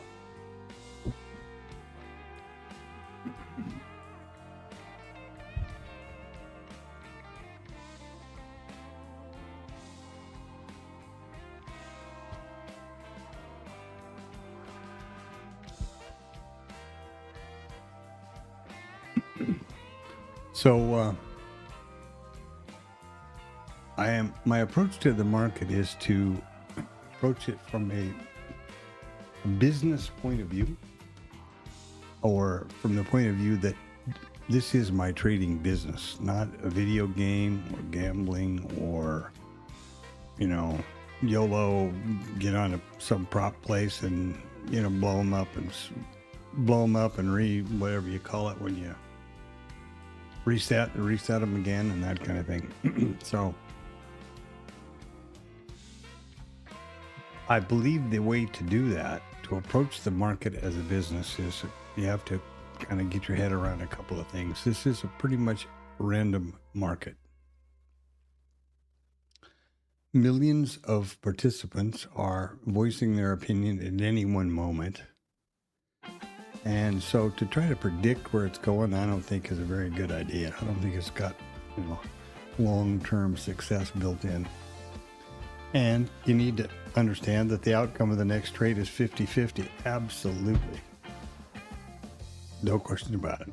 So what I realized from, listening to and watching and reading from all of the most successful traders and hedge fund people in the world is that you realize that the market is a random environment, and the only way to substantially profit long term is to approach it from probabilities, develop an edge, and then rely on the law of large numbers to manifest that edge to your bottom line. And the way you do that is, as I understand it, you identify a pattern that repeats frequently. I've done so with the IB trades, initial balance trades. You identify the criteria which validate an entry for that setup, and then capture a statistically significant data set of that setup and those rules to identify if it has a positive edge or not. And if it does, in the live market, you take every instance of that account of that setup that presents itself. I've done so with the initial balance trades, and here you go. Here is the first initial balance setup. Took it exactly. Stopped out. You see what happened after the stop out. Here was T1 and here was T2. And here's kind of the annoying part.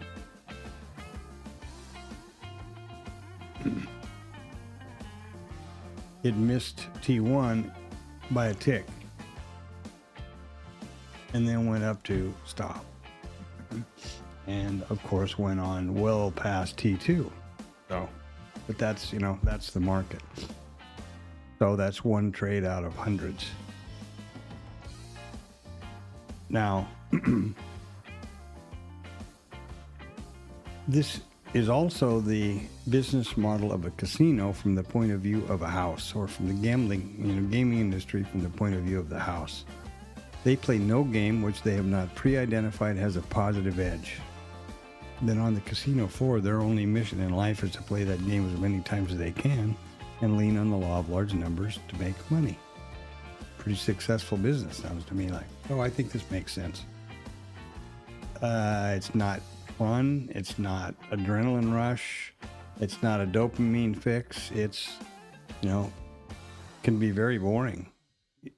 If days come and go that I don't have a setup and I don't take a trade. Simple. I don't FOMO. I don't overtrade. I don't revenge trade. I don't chase. if the system is exactly as I have planned it and determined the expectancy, then that's what I do. I might find a situation where I go, keeps doing this wrong. Well, I'm going to try that. So there's a systematic approach for how you make changes to a vetted system, but that's what we'll talk about in a minute. So here's the trade for today, and it's a stop. Disappointingly, yeah. Could I have grabbed on another one or something? Yeah, but it wasn't signaled properly here.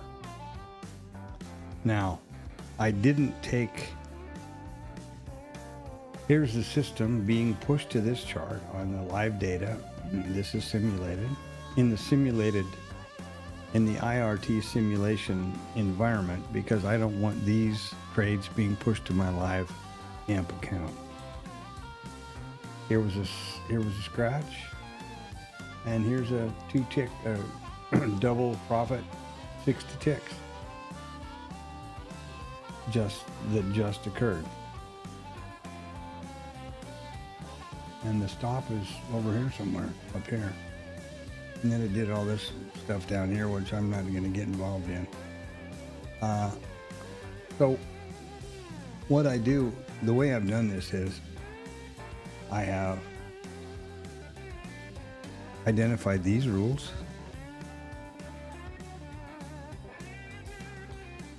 And then I backtest them to determine if it's got a statistical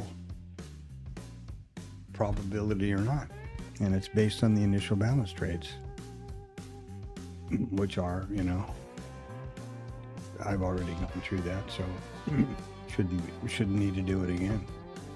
The first rule is the A rule, is the initial balance statistic, and then there's a pullback or a continuation, and there you go. Now,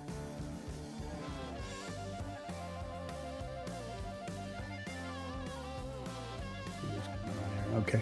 So the way the backtesting works is the system will look at every one of these rules and evaluate it every 1 minute of the backtest period, however far back I tell it to look. I built this chart originally to try to manually backtest by having the rules and thinking, okay, when it does that and it does this, then there's no way I could even remotely manually backtest a statistically significant amount of data. So, and do it accurately. When the system makes this backtest, there is absolutely no discretion. It trades every rule exactly as written. Now, if I see something that I think might need to change, for example, I think the B here says that it needs to close within the the high needs to be within the pullback or the pullback zone. Maybe I don't think that's important. I think that as long as it pierces the pullback zone, for example, or some minor change, sure, you can do that. You do it away from the live market. First thing you do is backtest the system as it is now. Make that one change in the code and run another backtest. Is it an improvement or is it not? That's the way to systematically optimize. You can also optimize it with the computer, but I like to do it this way. So that's where it's at. Now, let's look at backtesting. There's the instrument, 2 contracts. Let's backtest 500 days. There is the session. There's the reports we want. Okay. Ready? Watch this. This is amazing to me every time I do it.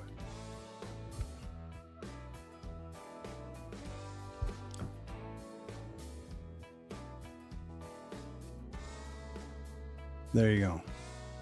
The system just backtest 498 days of 1 minute data, 223,286 1 minute candlesticks. It took 8 seconds. It evaluated every one of these rules every minute, on every minute candle. That just is phenomenal to me. And I know I'm easily entertained, but you know.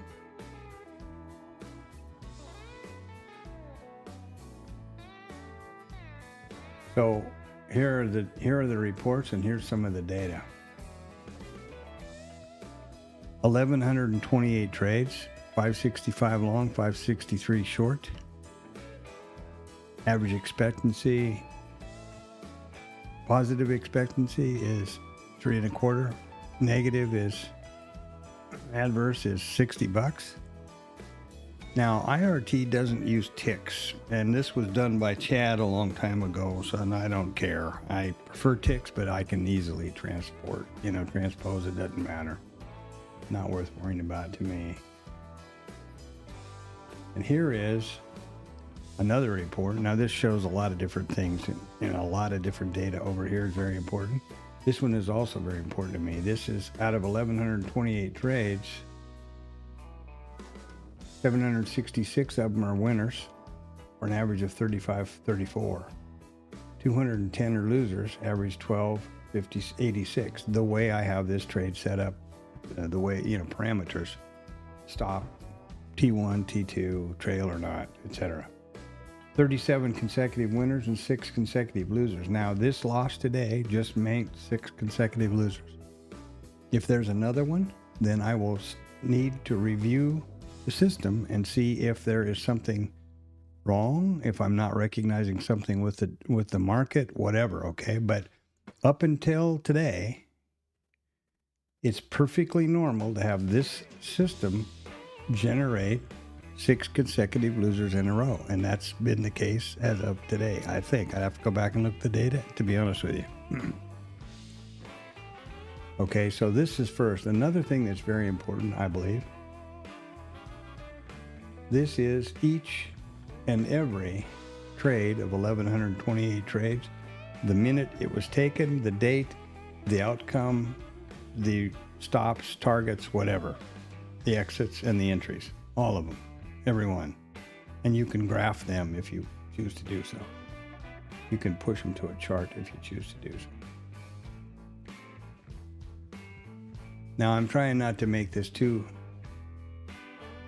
heavy because the system is still busy, and I don't want to have a lot of lags and stuff going on. So that's how you backtest. Okay, with that data then, I take it one step further this way.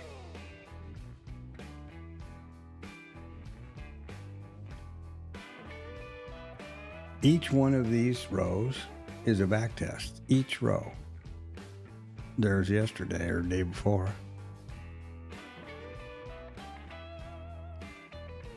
And the way that it works is this. There's the instrument, obviously, tick value,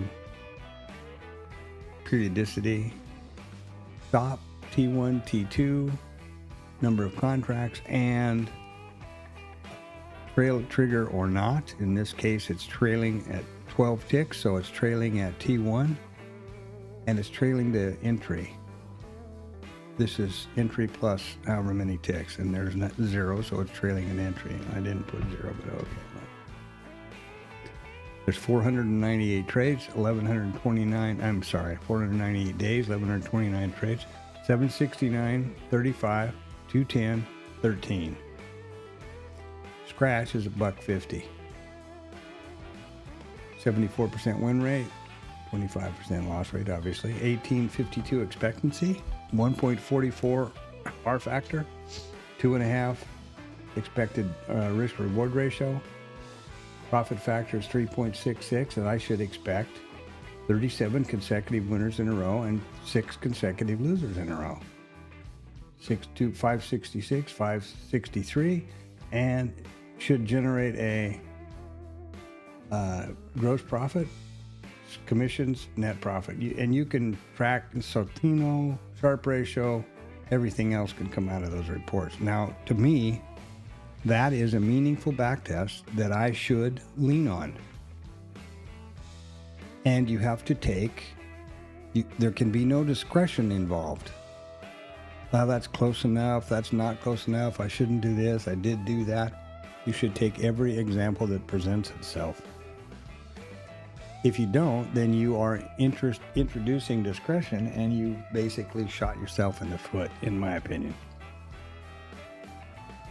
I also have a systematic method that I use to size up from this is my systematic deal to size up. Now there's another loss. Oh, I'm wrong. There's only 3 consecutive losers in a row. Well, there you are. So there you go. There's a 4th. So I'm still well within my parameters. Now, the way this works is I have determined that these are both based on, all of this is based on a 2-lot risk neutral, basically, trade, the 2-lot package. What I do here is I trade enough winners, generate enough positive ticks to equal 1.33, 1.24. I'm sorry, 1.33. In other words, 1 1/3 times the mini stop. So that means I need 319 ticks in the micros, and then I scale up automatically. That's how it works. If I don't have that, I don't scale up. Simple. I was doing really well. I was up to like 1 trade, wherever it goes. I was up to 1 trade here, 1.5 trades, and it's just gone south. Surprisingly so to me. But south from when? December, and this December, January period was not good. So do I need to look at that from a point of view of the market, the date, seasonality? I don't know. I haven't made any particular changes, and when I do make changes, I put them over here. I put what I've done to the rule and what changes I made. And all of these different back tests reflect different ideas to see what is most profitable. Scale, whatever, to do with stops, T1, T2, trail, and trigger. So that's how I approach it. Now, I think we'll wrap that up for the back test. There's no trade for me anymore today. These end of day rules close it out at 2:30, at 14:30. That's how I have them set. I wouldn't take a trade now. So there you go. We've got 10 minutes or something, or 15 minutes. That's not gonna happen. So that's how I'm approaching this market as a statistical business. And let's see how it pans out. What are you gonna do? What else can I do?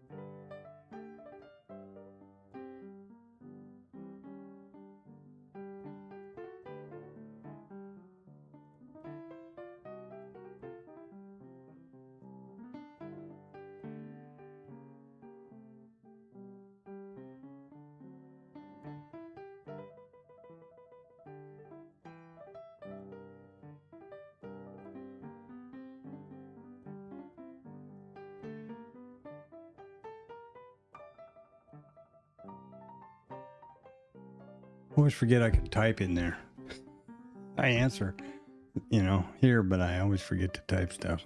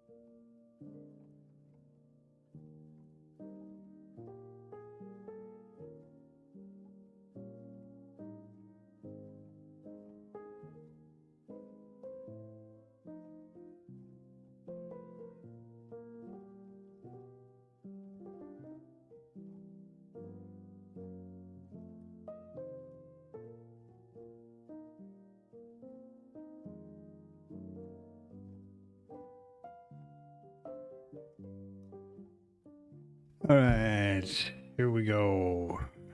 Kokomojo. Daily recap every day at 14:30. So this is risk neutral trading. This is my daily stream, and it is my virtual trading journal. Just to get that out of the way, and I trade live every day. Every day that I have a vetted trade present itself. So let's see what we have done today. There we are. There's our open. There we traded, and we're getting pretty close back up here now. 25 handles off the open. This was my vetted trade, IB initial balance continuation trade, and stopped out. And there you have, the luck of the draw. What are you going to do? That's statistics and the law of large numbers. So, pretty crazy day today. Let's look at the this is my I guess you probably already know this is Bookmap. My high time frame columns. I know volume nodes, etc. And this is IRT, which is my charting setup. Here's yesterday and here's today.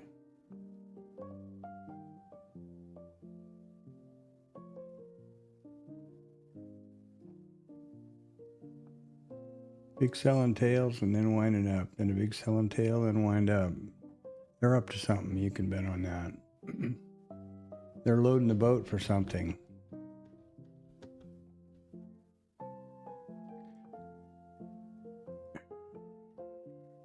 So anyway, this is the day today. This is the MES Renko chart. RTH session only. And there you have it. Fairly balanced, two prominent distributions. We opened smack dab in the middle of value.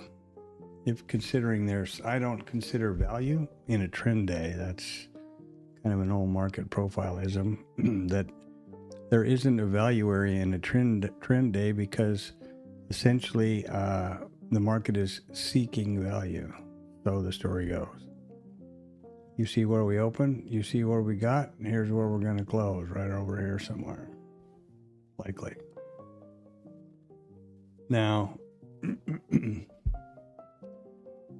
this is the micro NQ, my daily higher time frame RTH session only chart, or my micro composite I call it, and it's real simple. It is daily candlesticks, and wherever volume overlaps, wherever price overlaps, I pull a volume profile around that, and that's what I call the micro composite. It generates a micro composite VPOC, high and low volume nodes, which push automatically to bookmap, and all these session prices, which also push to bookmap. So here are the high and low volume nodes. Here are the other micro composite values that I manually input, and then here are the session prices. Happy to share those with anybody that could use them. No, they're pushed continuously from 1700 on Sunday until 1600 on Friday. The stream is every trading day from 8 o'clock in the morning. Volume is higher considering normal.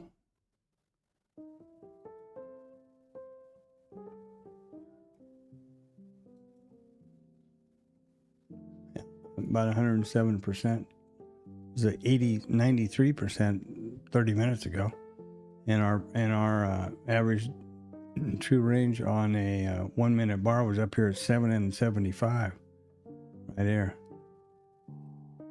1 hour later, or less, 30 minutes later, we're down here and volume's picking up. So they are just moving and shaking. That's all I can say. I'm sure there's an agenda. I just don't know what it is.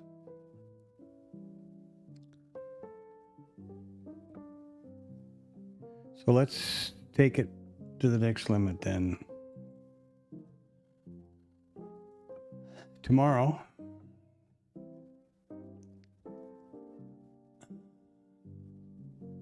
I assume this is going to work at some point.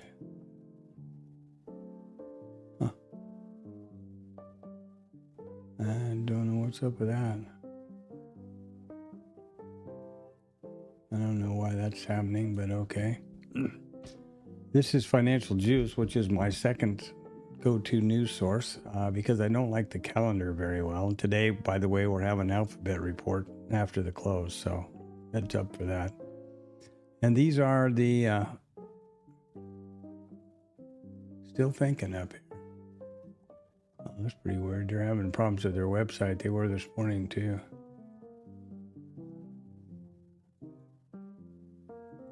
Huh. Okay, well, the hell with it. The thing about investing.com that I like is I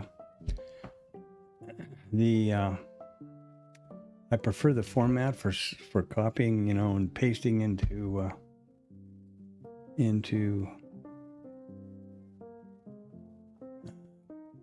for example here, this is what it normally looks like.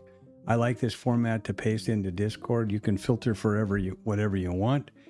Any of these titles are a link so that you can click on that and you're taken to the history of that report, chart from all the releases.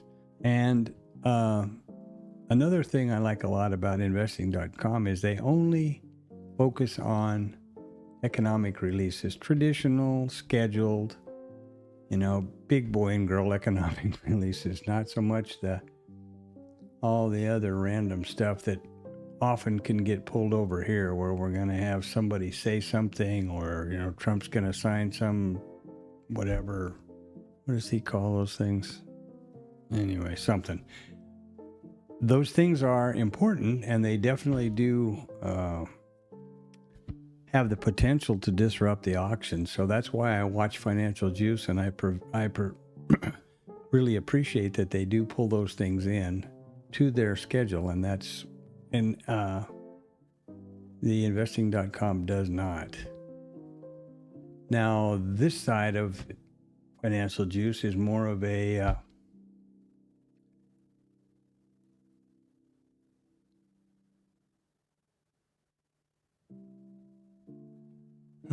they said that the nuclear talks were canceled on Friday, and now here at 13:47 says they're going to be held in Muscat at 10 a.m. So what the hell, I don't know. But over here in the Squawk Box side of life, there's going to be the market on close and balance at about 1450. And I'm still trying to figure out why this stupid thing's not happening. Ground news, everybody else is working okay, I think, aren't they? Let's check. Yeah, looking like $1 million. So investing.com is obviously having issues, and I don't know what they are, but I'm sorry for them. Let's see if we get somewhere. Let's just try a different technique here. Oh, I didn't want to do that very bad. So let's try Financial Juice once again. And let's try investing.com once again. There we go. So see, who knows? So this is the this is the format. You can filter for whatever you want. And for example, we know that tomorrow we're going to expect to have these jolts, which will not be issued now. They've made an announcement that's not going to be put out. Oh, it might be put out tomorrow. Yes, it was supposed to be yesterday. You see how they changed to a link so that you can always just open that up and find out information if you don't understand about the report. And, we can have the rest of this week and next week and everything else. There's also earnings going on right now. We're really in the thick of earnings season. This is Alphabet. Now just have a look here. Those are the reportings just for today. Yeah. So, yeah. There you go. And again, it's free. I keep them free because I want to be able to have anybody that comes by the stream or enjoys to be able to have the same benefits.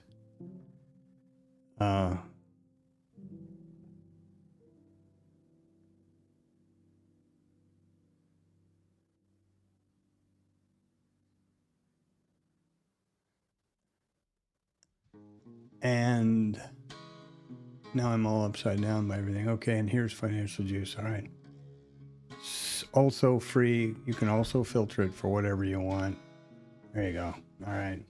So we're going to have the market on close and balance at the top of the hour, or at 1450, and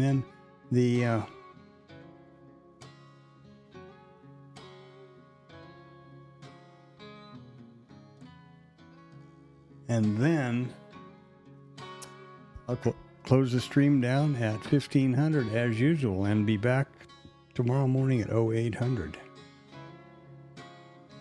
No interruptions tomorrow morning. The school run is Monday and Wednesday.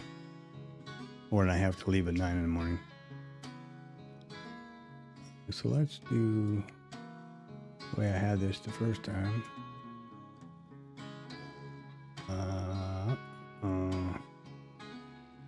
There you go.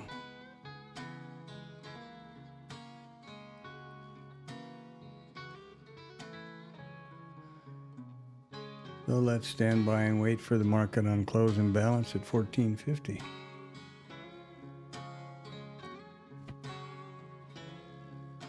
They're going to just grind this out right into the close, I would guess. Maybe a closing swing trade, who knows?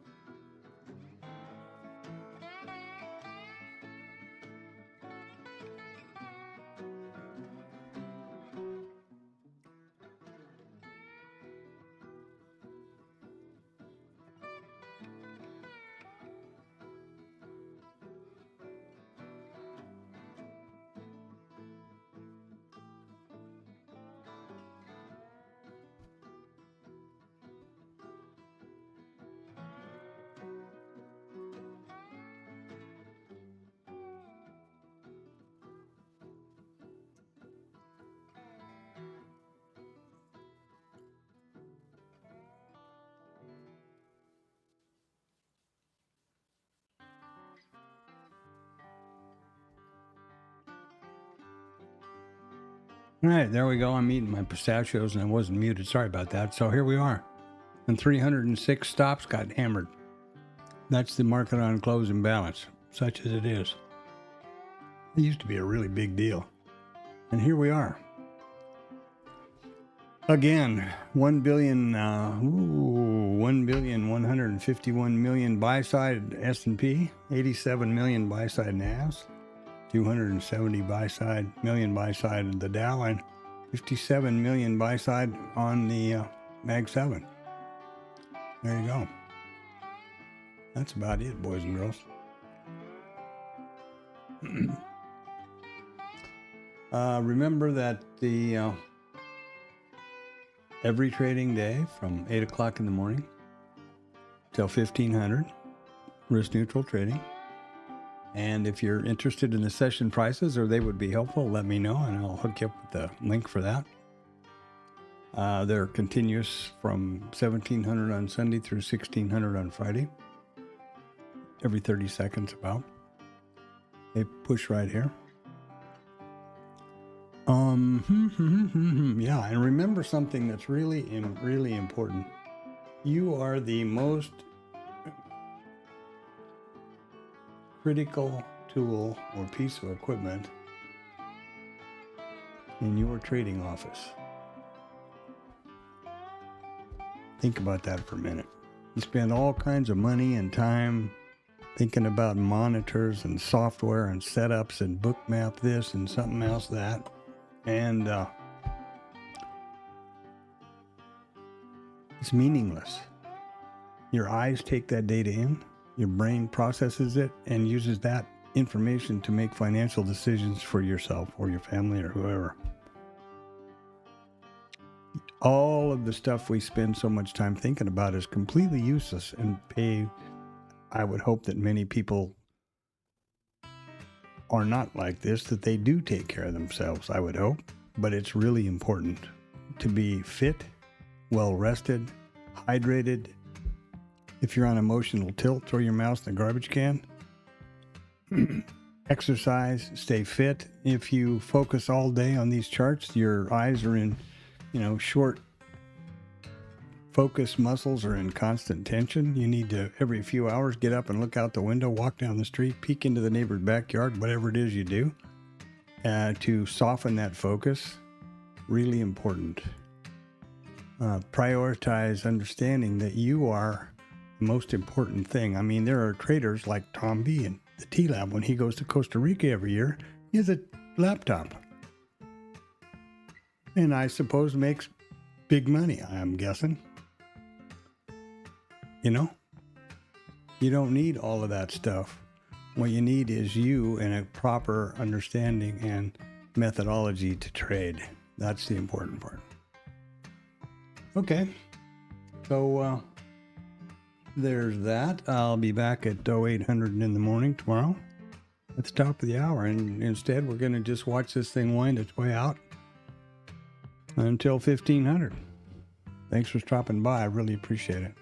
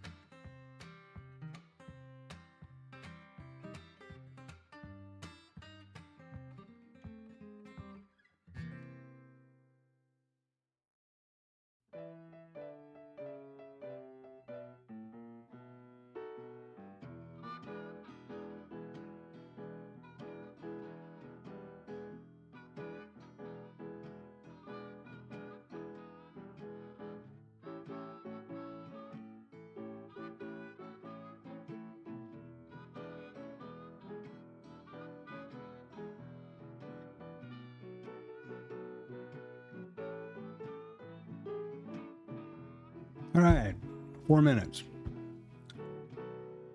So, yeah, remember that the reason the stream is 7 hours every day is because I am firmly committed to transparency and accountability. No trades are taken off the stream, ever.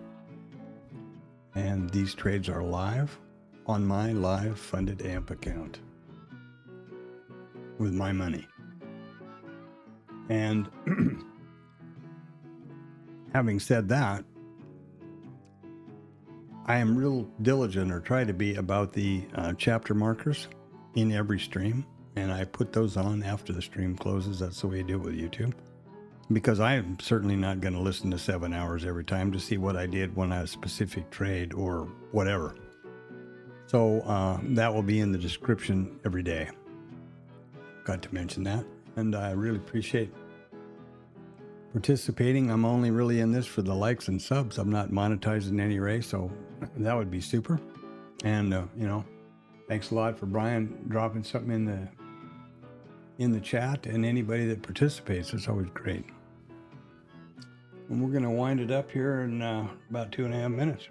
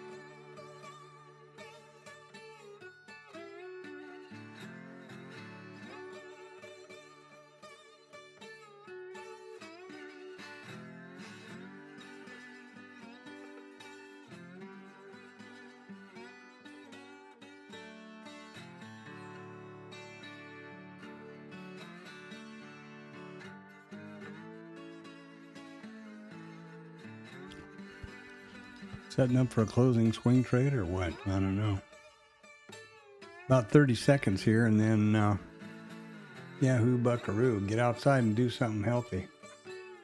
Jump down and do some push-ups or something. I've got to up my game a lot too, that's for sure. I can promise you one thing. The older you get out of shape much easier, and it's much harder to get back in. And with those words of wisdom, we're going to hit that closing bell in 10 seconds. For the cash market. And the market, of course, will continue on for another hour.